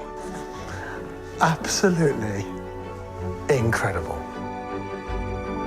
This light-filled, generous room houses a cosy sitting area, a dining space, and a kitchen. You would never expect to see something like this on the back of your bungalow. Do you know what I mean? It's beautiful. Stunningly beautiful. I really like the curve of the glulam beams. You can almost see the story of how it's put together, and it kind of gives you kind of almost like the skeleton as well as the roof. It's quite honest, isn't it? Because even leaving the underside of the ceiling exposed and not plastering over it. And that felt quite important to us, didn't it? Because it was such a different set of materials to use that actually we wanted to be quite bold about it and, you know, sort of make that the feature. Internally, the roof has delivered a space that is uplifting to be in. But it's the outside that has always raised doubts. Look at that for a house extension. But it's fabulous, isn't it? What do you think of it? It's amazing. Yeah, no, I love it. I really wasn't sure about it, but you have to own the decision to be bold, you know, and you can't be apologetic about a design like this. You're either in or you're out. Yeah. And so we're in. I mean, what a great space for you to grow as a family. Will always wanted this building to look different from the existing bungalow. And though it may prove controversial, it will provide this family with an exciting space in which to live and thrive. Hello, come in. How are you? I'm good. How are you? Hi, Stuart. Hi, Will. Wow. Now, this is quite a transformation, isn't it? Yeah. That's unbelievable. It's looking really good. What I find really fascinating about this project and this build is I don't think you guys imagined your bungalow as a piece of architecture. You just imagined it as it's a house. Yeah. Originally, we thought, well, we've got plenty of room. We just kind of need to rearrange a bit, make some bits nicer, and it'd be all right. Which I guess explains why neither Tammy or I are architects. Yeah. This has been a bit like when you go to the hairdressers and you say, do whatever you like, in that we've given permission to the architect to kind of look at what's there and see through a completely different lens, and that's what's unlocked the potential of the house. I've never known Will also be referred to as an architectural hairdresser. You can see I'm not. Well, you're used to working on projects that are multi-million-pound projects, and then you've been working on this little 50s bungalow. I like that a lot. It is about the people, you know, and as irritating as Tammy is, I really like them. You're making me cry. The aspiration was, on what was after all a really tight budget, is to give them as much space as we could, and then work out a master plan for what was left of the bungalow, which you could pick off in smaller bits as they get substantially richer as they get older. You guys had a budget of £50,000. I cannot imagine that you've built this on £50,000. No, it's ended up costing almost 90. My word, when you look around at what you've got, it's worth every penny and more, because your life will genuinely be transformed by this building. And your son's. Yeah. And you know what? Just at this point, the sun's just coming out of the clouds, and little spots and pools are just starting to appear on the wall there. That's the magic and the beauty of something that you would never have imagined or expected. It's just a lovely place to be. Well, what would you say to other people out there who are living in ordinary, ugly houses? I would hope that this would encourage people to think they can be a bit braver, and if they're a bit braver, they get more out of it. For not a lot of money, you can have a huge effect. This building is a striking addition to the street.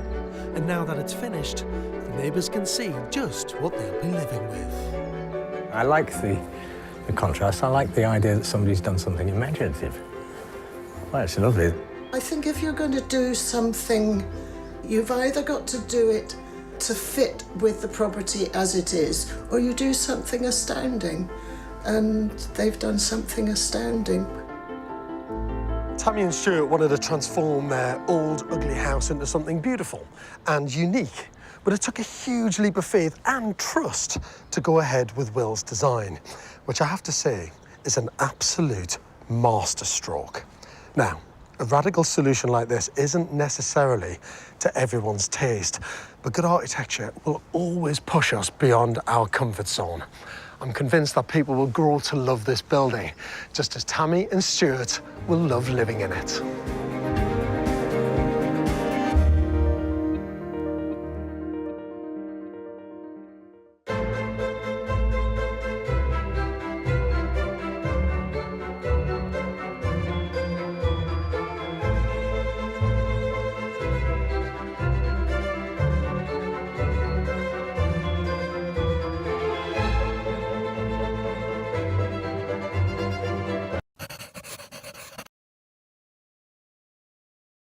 I feel a little bit embarrassed. It's pretty ugly, isn't it? It generally looks a bit dreary. It's definitely not a looker. Across the country, there are people stuck with an embarrassing problem. You certainly wouldn't drive past and go, I want to live in that house. It's a very tired house. It feels like it's gone. And these aren't just the unlucky few.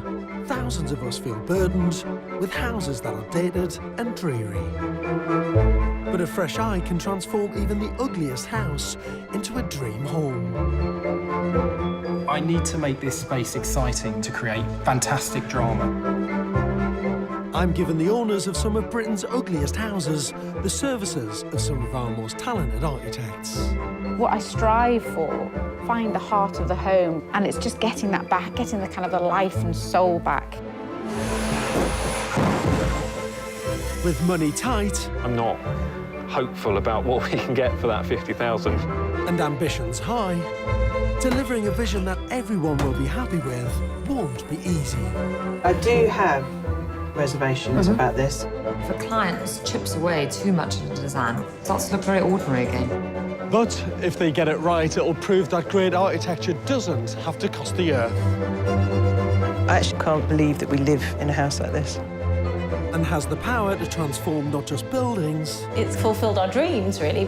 ...but lives. It's gone from dark to something wonderful. It's so different. It's as if someone's lifted our house out and put a new one in its place.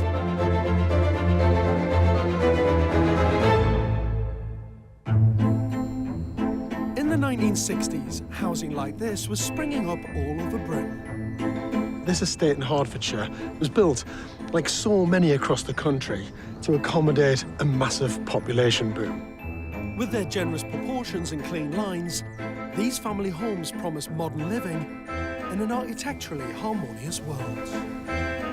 But over the years, some of the houses have been meddled with so disastrously that they've become eyesores.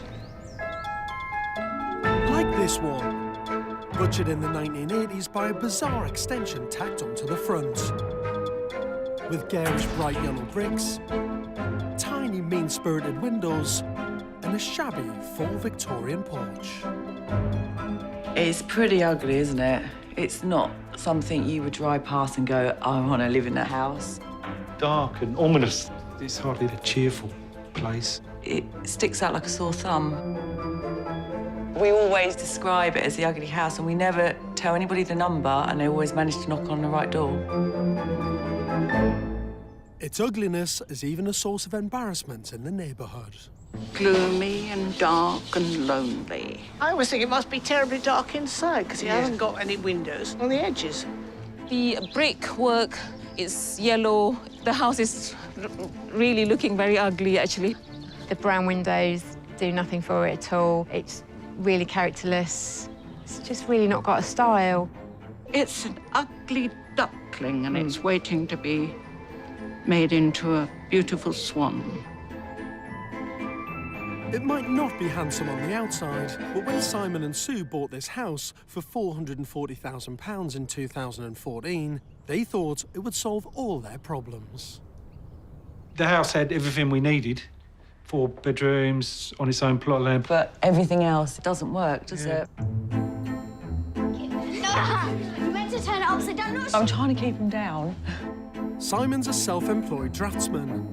And with Sue's kids living with them, it's far from the dream home they'd hoped for. Share them out. Make sure the dog don't get them. Simon works from home. We're on top of each other, aren't we? We are all treading on eggshells. I suppose it's like a little boiling pot waiting to explode.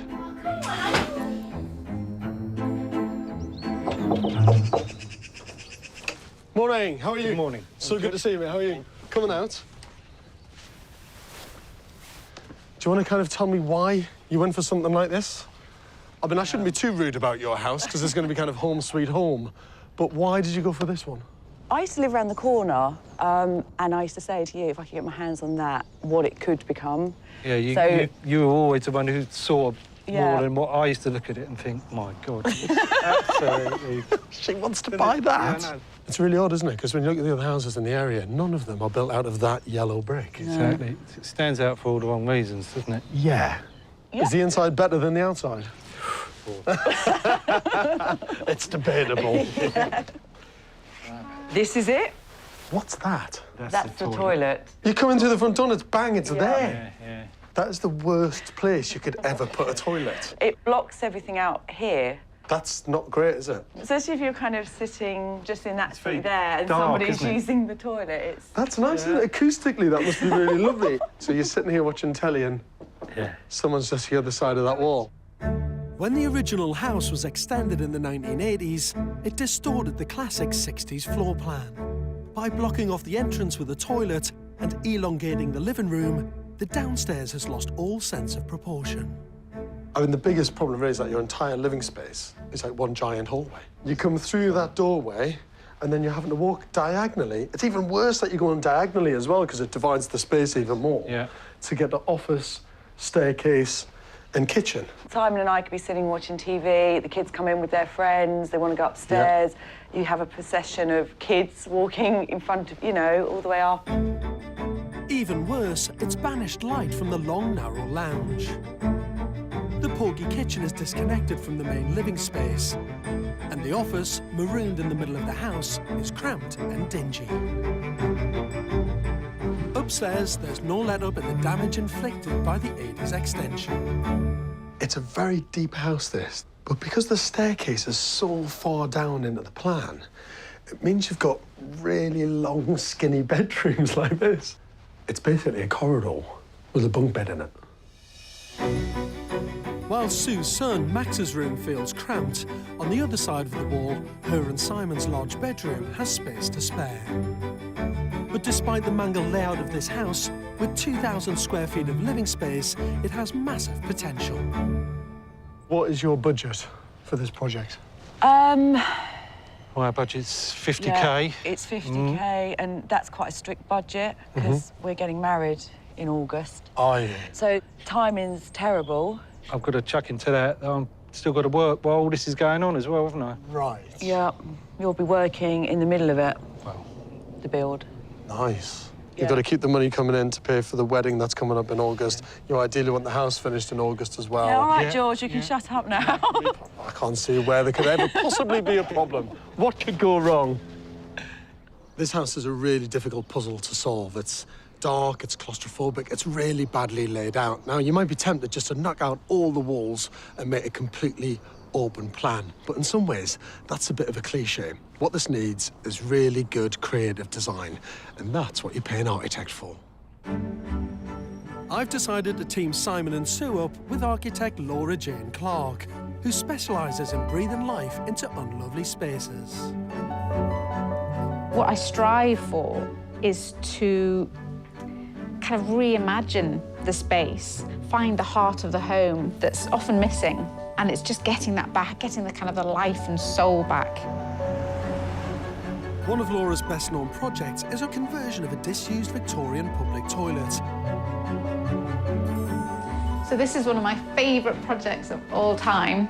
It's the old underground toilet that I converted into a one-bedroom flat. So originally the toilets were running along here. I just realised how much I love working with small spaces in this kind of really restricted site and creating something absolutely fantastic. To prove that she can transform Sue and Simon's home within their £50,000 budget, Laura's agreed to deliver her design at no cost. This house was absolutely butchered in the 1980s. And so what we really need to do is strip all those ugly additions away and find this essence of the 1960s home, but bringing it into the 21st century. We need light in the middle to kind of penetrate this whole space. We need to be able to close these areas off, but then also open them up to the living area. And that doesn't necessarily need to be hugely expensive. We've never worked with an architect before, but the budget we have is the budget we've got. And that's what's worrying me, that I'm going to fall in love with everything she's drawn, and I'm not going to be able to get it. What do we do then? I don't know. 3 weeks later, and Laura's ready to show Sue and Simon her design for the house. And I can't wait to see it too. As an architect, the first time that you have to present to your client can be a pretty frightening time. Because it really is you setting out your vision for their home, and you're desperately hoping that they like it and they buy into it. I'm really excited. I can't wait to get going on it. Yeah, I'm apprehensive. I just want to have a look at them. I want it to be good. I want it to be right. You've got two very excited clients. Should we start from the top? Just ground floor plan? So obviously the problem with the house is it's very dark, and basically the entire ground floor is all circulation. So what I was trying to do was rationalise the plan. So it's really important to get those private spaces and the communal spaces. It's a question of being able to shut the whole plan down, but then open it up to create this wonderful light and airy space. The key to Laura's design is reconfiguring the internal layout. Her boldest idea is to move the staircase to the heart of the floor plan to create room for a larger kitchen. Her next big idea is to divide the downstairs space into a series of living zones with a revolving wall and folding doors. Upstairs, the master bedroom gets an ensuite bathroom, and Max's bedroom moves towards the rear of the house, where, to keep costs down, the other 2 bedrooms will remain untouched. With a very clever piece of design, Laura will bring light into the heart of the home with skylights over Max's bedroom and the repositioned stairs. Bifold doors at the back of the house will allow even more light in. To tackle the ugly front facade, Laura plans to create new larger windows, more in keeping with the original 60s design. She'll tone down the yellow brickwork, and to draw the eye away from the 80s roofline, Laura will complete the transformation with a stylish horizontal canopy. It's actually very simple. What I've done is very simple. You're not actually doing anything massively kind of expensive. Obviously, moving the stair, there's costs involved, but it's quite a simple layout. And as long as you're keeping those structural elements, I think we can do it. It's gorgeous. Looks like a completely different house altogether. I love it. Yeah, definitely. So happy. I love serving hats. The toilet's moved. And then upstairs you get a fantastic master bedroom suite. Obviously, our bedroom 4 is the slightly smaller one. As long as bedroom 4 isn't too titchy, because I will have a very unhappy little boy. There's always got to be a bit of compromise somewhere. So if you're going to have a big master bedroom suite and a big ensuite bathroom and everything else, he's going to get a smaller room. Basically. He's the youngest, unfortunately. I have to say, it's a much more ambitious overhaul than I was expecting, and it's all got to be done for just £50,000. I think Laura's come up with a really clever design to unlock Sue and Simon's house. But it's just that, a design, a plan committed to paper. And actually, there's a huge amount of work to do and what is actually quite a small budget. If Laura's got any chance of pulling this thing off, there's one thing that she's going to need: a very good builder.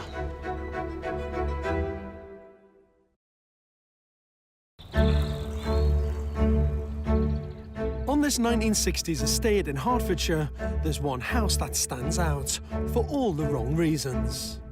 It's pretty ugly, isn't it? It's not something you would drive past and go, I want to live in that house. But the 1960s dream turned into a 1980s nightmare when this house was badly extended in an attempt to turn it into a Victorian townhouse. Now, architect Laura Jane Clarke wants to put this right, but with a budget of just £50,000, she's going to need a talented builder.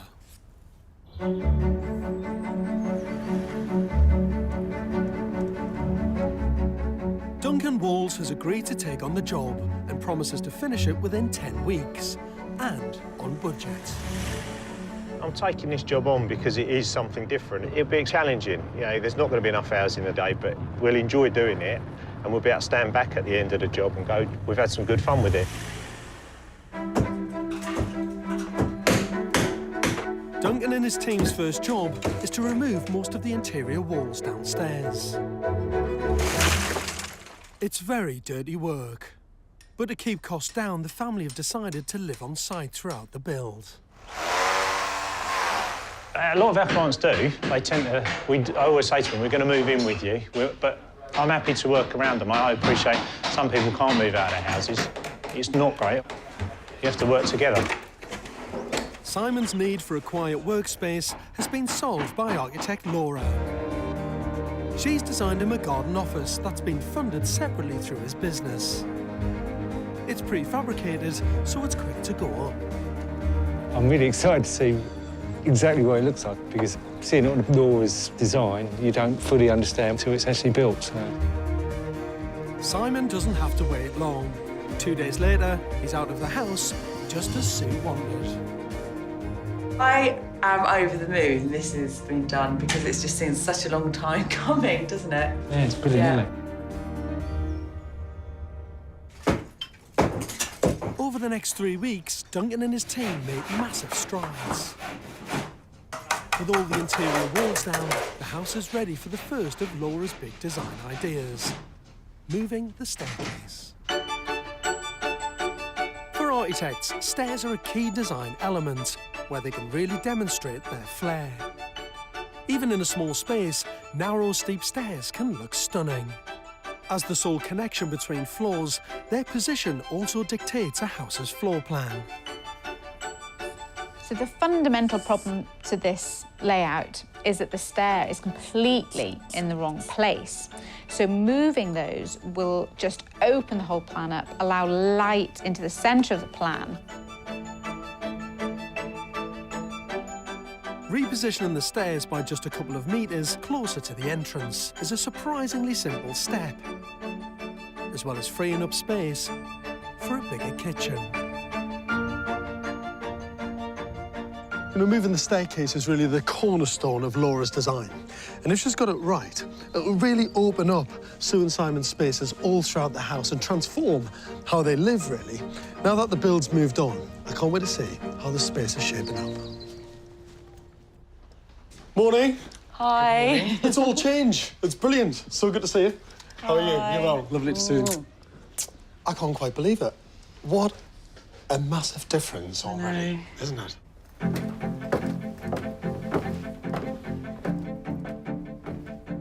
Spatially, it's brilliant. It is. It is really, really good. Honestly, moving the staircase from this position over to there has really, really transformed it. With the stairs now in the centre of the plan, space has been created for a new bedroom for Sue's son, Max.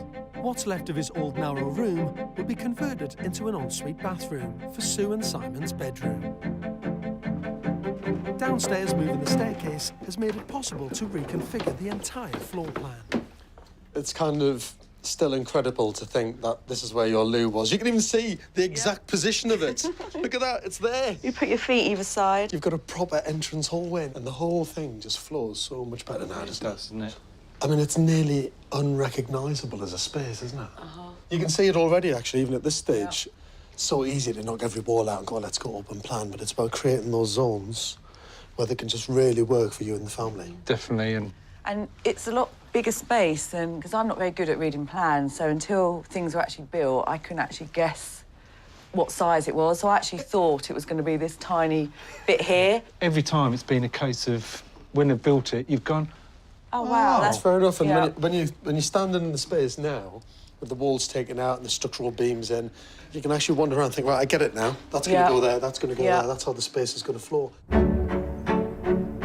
To help Sue understand how Laura's trying to maximise the space, I'm taking her and Simon to visit a house that does this brilliantly. So this is what's called the stealth house. Painted black and very, very contemporary. Amazing. Even though the footprint of this house is just 8 by 10 metres, it's been so carefully designed, every bit of space is used. Definitely not an ugly house. No. God, I like it. But as beautiful as the exterior is, that's not why we're here. Come on in. Very special house. Oh, my gosh. This is not a big house, actually.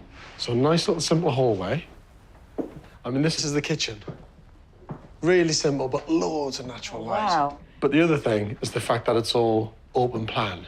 But it's open plan in a clever way, because you feel like you're in a number of different zones. Kitchen, flowing through, dining area, through to living room. Oh, wow, it's amazing. It's great, isn't it?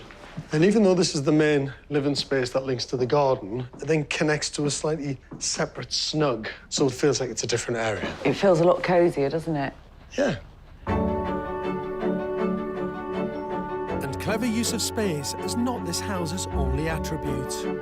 Inexpensive materials have been used creatively to give it a glossy finish. Polished plywood flooring, homemade MDF kitchen cupboards sprayed with car paint, even a stylish banister made from basic wood costing less than £30. So I suppose the big question is, do you like it? I didn't think it would be my cup of tea, but... Why?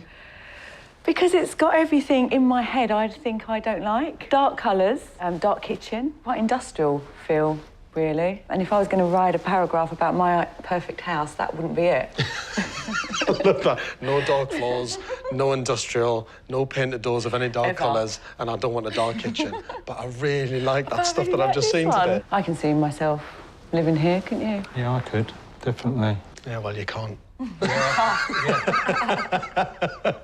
But your house, I'm hoping, will be as beautiful as this. Back home on the building site, it's hard to imagine getting to the stage of a finished house. And the strain on the family is beginning to show. Where's my shoe? They were in a box somewhere. Well, I've told you, you need to keep everything Oh, organised because we never find anything. It's not the building work as such is the problem. It's just the physical living here with 3 children. Duncan, sorry, is that plug OK to use where the kettle is? To put the toaster in? Right, I'll do it. We go to my mum's most evenings because the hardest thing is doing a dinner because the boys work quite late. And as you can see, there's nowhere to sit. It's challenging, put it that way. But a month in, builder Duncan is about to take a big step forward with the next of Laura's key design features, the staircase skylight. Duncan, how's it going, mate? How you doing? You all right? Good to see you. Yeah, and you? So this is where the skylight's going to go? It is indeed. It's big, isn't it? Yeah, it's going to be good. We've got 3 panes of glass going over the stairwell to throw that light down there, and then we've got another section, 2 strips of glass, where we've made that like sort of internal bedroom to throw some natural light through into there. Yeah, well, once all that's opened up and you cut through that felt, the light is just going to flood right down into that space, isn't it? We're close, so yeah, it'll be awesome. Fantastic. Great stuff, mate. A key architectural tool, skylights allow in 40% more light than conventional vertical windows. Even a small skylight can be transformative, flooding a space with light. Good light and space is fundamental to architecture and home living. And this home at the moment is so dark and dingy. I'm not surprised Sue and Simon are completely miserable living here. Laura's stairwell skylight will be made up of 3 large panes of glass, with narrow frames that match the profile of the rafters exactly to allow in maximum light. At just under £800, it's both elegant and cost-effective. Its position directly over the stairs will allow light to penetrate the ground floor too. This is the exciting bit. Really exciting. You think how dark and gloomy this space is at the top of the stairs on the landing, and hopefully, when he takes that horrible felt off, it's going to be beautiful and light. Look at that! Oh, what a change already. It's brilliant, isn't it? Oh my God, look at it, it's amazing. Look at the light. Fantastic. Really is fantastic. Do you know what? Even just standing there at the bottom of the stairs and looking up and seeing the clouds go by and everything. It's beautiful. It's gorgeous, isn't it? Thank you, Laura. And this project is actually going really well. On time, on budget so far, but it's a stage of the build where you get lulled into a little false sense of security. Because knocking down walls, putting up a few stairs and building block work is actually the easy stuff. What takes a lot of time and eats up a huge amount of the budget is all the finishes. There's still a long way to go. It's 6 weeks into the transformation of Sue and Simon's ugly house in Hertfordshire. But with just a month of the schedule left, progress from the outside seems slow. Still not much difference on the brickwork, and it's still not looking good. But inside, the builders have ripped out the entire ground floor and are now ready for the next phase of Laura's design. How you getting on? Yes, not too bad. It's come on leaps and bounds. It's amazing. Laura's on site to oversee an exciting stage of the build, the installation of the bespoke windows. Today, we're having pretty much all the new glazing in. So it's going to be a huge transformation, going from the old ugly house coming into this, the kind of rebirth of this amazing, new, beautiful home. At the front of the house, her plan is to completely reconfigure the 3 upstairs windows, bricking one up in the master bedroom and doubling the size of the other. So just keep going up and then try and hook it onto the landing. The new aluminium windows are larger and have a finer profile, more in keeping with the original 1960s design. The geometry is so much more elegant. It's a really quick way to transform the front elevation. At the rear of the house, the old 70s sliding doors have been removed to make way for large bifolding doors, which will help blur the boundary between inside and out.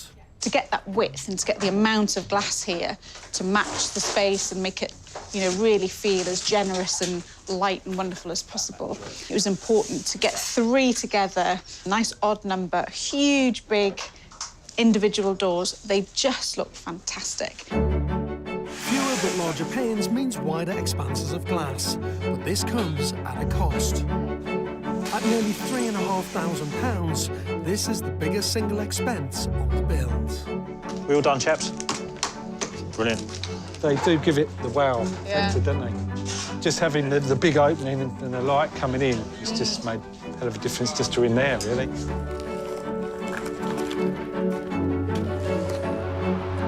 Now, Laura's changes to the glazing on the front of the house have made an enormous difference to how it looks, but none of that has come cheap.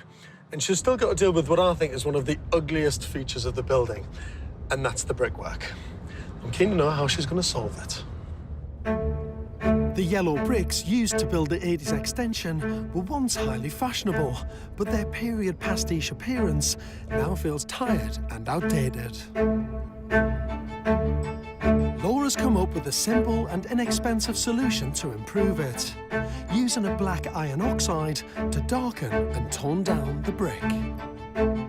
So, Laura, we've got these bricks, which some people might like, but I think when it's on that scale in this street, they're not great, are they? They're a bit too yellow. They've got the kind of canary thing going on. So we're going to colour them, mute them down a little bit. Look at that. You know, at first, people think, oh, hang on a minute, that's too dark, it's too dark, it's too dark. But as that dries out, you can just see the way that it's sinking into the brick. Because it attaches to the actual silica of the brick rather than just being a surface. It's so nice. Laura needs to decide how dark to go, and the only way to do that is by eye. So if I hold this up against the house, there, what do you think? You're the boss. Yeah, love it. Absolutely love it. It's taking the yellow off, it's not getting too dark, it's perfect. Her solution for Sue and Simon's house is about as cheap as it gets. To treat the entire facade will cost just £80. We've had a go at just colouring the bricks. What do you think? It's actually better than I thought it was going to be. I think it's made quite a change. It couldn't look any worse, really, could it? How long is that going to last for? Forever. So even if you wanted to jet wash the house at a later date to clean it up, that wouldn't come off. So Duncan's got to paint every brick? Yeah. It's going to take me about 7.5 years.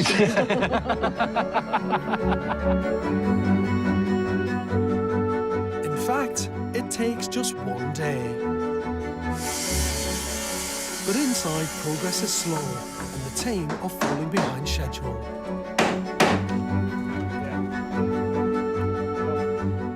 Time is marching on, and there's still an awful lot to do. But I think because of the finishing on it, there's quite a lot of really beautiful carpentry to be done. So I was over-ambitious on my timings. With the build slipping, any hope of finishing for the original budget of £50,000 is looking unlikely. In an attempt to claw back time, the builders are working long hours, so Sue's decided to move the family out. It's just got to a stage where there's no hot water, the water's not on, there's no heating, and it's still quite chilly, isn't it? It's just got too difficult to live here, really. Simon and Sue have rented a service flat at £120 a night, an expense they can ill afford. I'm hoping that living here will just bring back a bit more normality. Can I help? Yeah. Do you want to put some water in that? The best thing about living here is just being nice and tidy and just like a home. With the family out of the way, the build gathers momentum. After a 3-week wait, the glazing for the skylight finally arrives and can be fitted. Okay, Mark? Yeah, drill. It's over there. Laura's designed it so that it sits between the roof trusses exactly, so it needs to be millimetre perfect. Whenever you put rigid glass into something that's not particularly rigid. There's always, you know, there's always that element of risk and worry. They look gorgeous. With the house finally watertight, Duncan's able to bring in an army of plasterers. Finally, the space begins to resemble a dwelling again. Now, this space is looking very, very smart. It looks good. Can you kind of visualise it now? Because you've always been worried that you couldn't see it. Yeah, totally. Now I can see where all the spaces are going. I can see where maybe furniture will go differently, yeah. This is the right stage of the project where you can start actually laying the space out, can't you? Yeah, definitely. By removing the internal downstairs walls, Laura is reinterpreting open plan design. She also plans to give the downstairs space more flexibility by using clever partitioning to create different areas. What I was thinking was that we could take part of this wall of the kitchen and make it rotate. When it's open, Laura's rotating wall will allow the kitchen to feel connected to the main living space. But when closed, it'll create a more private zone. It's a novel idea, but building it takes time to get right. The wall will house a television and needs to be wired centrally so it can still rotate. Good to have made my first rotating wall. That's another one ticked off the list. But Duncan's even bigger challenge is the wooden floor, specially designed by Laura as a modern take on parquet. Running through the hall of downstairs, it's the key to making this zoned space feel connected. At just £10 a square metre, it's a quarter of the price of an off-the-shelf wooden floor. Material cost is hugely better than buying everyday flooring off the shelf, but the implication is the cost then goes back up with the amount of labour that's involved in the machining of, the cutting of, the jointing and then the gluing down. But that's the thing with the one-off designs, you have to spend a bit of time over them and get them where they really need to be. The floor takes almost 2 weeks to lay, and by the time it's finished, the build is a month behind schedule. There are some really inventive ideas here, but because of the low budget, Laura's been forced to use some very inexpensive materials like plywood and MDF. So I suppose the big question is she going to be able to achieve the standard and quality of finish she's striving for to create a truly exceptional design?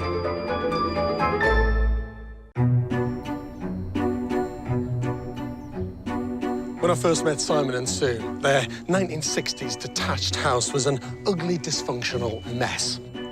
It was butchered in the 1980s with an awful yellow brick front extension, measly dark windows, and a full Victorian porch. Now, with a budget of just £50,000, Laura promised to transform their home into a beautiful, light-filled space. Now, as an architect, I know that is a massive challenge, but I can't wait to see if she's pulled it off.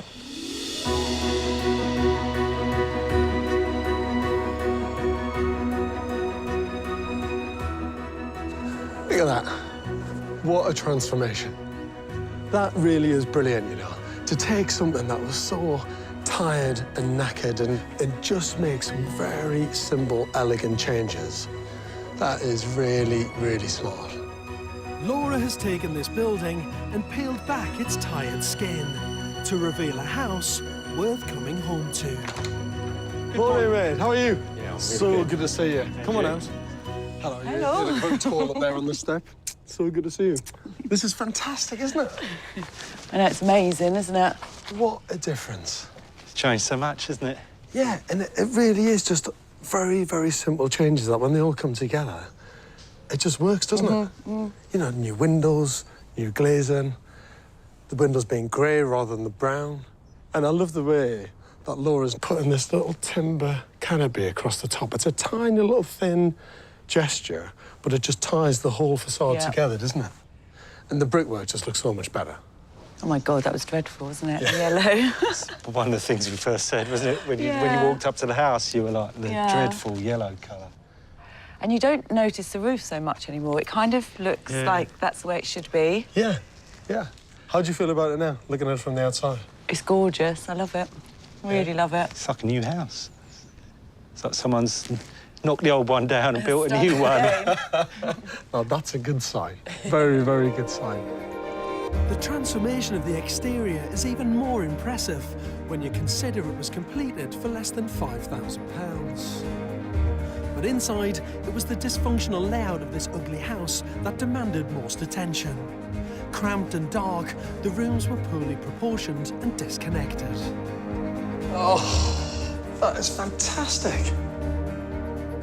By removing and reconfiguring the interior walls, Laura's created a bright urban plan living space with a sense of arrival.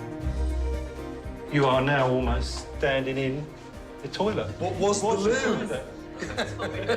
Blocking out everything. It did. It was mad, wasn't it? And now that that's gone, the whole space just opens up, doesn't it? You can see everything. Staircase, kitchen. And it's here where you can make all the decisions about where Yeah, where you're going to go, rather than the one-way traffic, which you used to have to do all the way through. Yeah. Such a difference, isn't it? It's just so hard to remember how we lived, really, before this was all done. It's just crazy. I mean, honestly, the change, spatially, is brilliant. The key to making the ground floor work so well was to move the staircase. This is my favourite space, actually. Is it? Yeah. The top of those stairs. You're just going to sit up there Yeah, all I the am. time? I'm going to put a chair there eventually. Longer just a staircase. No, it's no. smaller than that now, isn't it? The way that Laura and the team on site did that skylight is just really clever. You know, leave the trusses in place. Yeah. All the rafters are all there, paint them white. They become a nice feature, actually. I think it looks better with them in than if they were out. It becomes really the big light well for the entire house. You get all that lovely light coming right down on the first floor, down through the staircase, into the dining and living space. By making the most of light and space, Laura's very much drawing on the best of mid-century design, epitomised by Californian architects of the time. They had a kind of modernist, slick, elegant look that was light and bright, but had quality materials, so it had a richness to it, and it also felt really homely. Laura has achieved this here by using a simple palette of inexpensive materials, like the plywood, to create the bespoke wooden floor. It actually helps you get drawn through the space, actually. It gives it a little bit of direction, doesn't it, as you're walking through. Light bounces off it beautifully. Exactly, the light comes through, doesn't it? It's beautiful, isn't it? And it's sort of multicoloured in a way. Anyways, there's darkness, light, knots in it. It's got really nice richness to it as well, from a very affordable material. That's what's brilliant about it. Throughout the house, Laura's attention to detail and her inventiveness is evident from her use of materials to the flexibility in which the space can be used. And the snug is very smart. Really lovely, isn't it? To be able to do this, you can leave me in here if you want. Close that area off. It's really, really nice. It's cool, isn't it? Laura's bespoke folding door is not the only piece of clever partitioning that divides the area into connected zones. This flexible, rotating wall by Laura is brilliant, I think, because it's not only a lovely thing. I mean, I love the finish in that MDF, but the genius bit is the fact that you can turn it. Look at that. If you've got friends around and it opens up the kitchen in this area a lot more. Becomes one's own, doesn't it? Yeah, it's a much nicer, sociable space there. Yeah. And also, if you want to close it off completely, you go back to there, close your kitchen door, never have to talk to each other ever again. The revolving wall and open kitchen means it's no longer cut off from the rest of the downstairs. You've got something which is spatially beautiful and architecturally beautiful for a really good, affordable budget. She's used materials like ply on the floor, on the tops, even on the side of the units, just to make it look like it's a cool, warm, modernist space. The kitchen is now where it should be, at the heart of family living. thanks to Laura's simple ingenious idea of moving the stairs, and because they've been efficiently designed, more usable space has been created on the first floor. A good-sized room for Sue's son Max, and an ensuite bedroom for Sue and Simon. Laura's actively made this room smaller. Yeah. It was a huge bedroom with no storage, nothing. There wasn't a wardrobe in it, was Two there? small lights. It didn't really let a lot of lighting. There was 2 windows, wasn't there? Yeah, now you've got one. Changed. Everything's been condensed. The new picture window not only creates a larger view, but also helps make the smaller bedroom feel spacious. It's funny that you can make something smaller, but it works so Smarter, much yeah. better. By getting rid of the old narrow bedroom, Laura has been able to create a luxurious ensuite bathroom.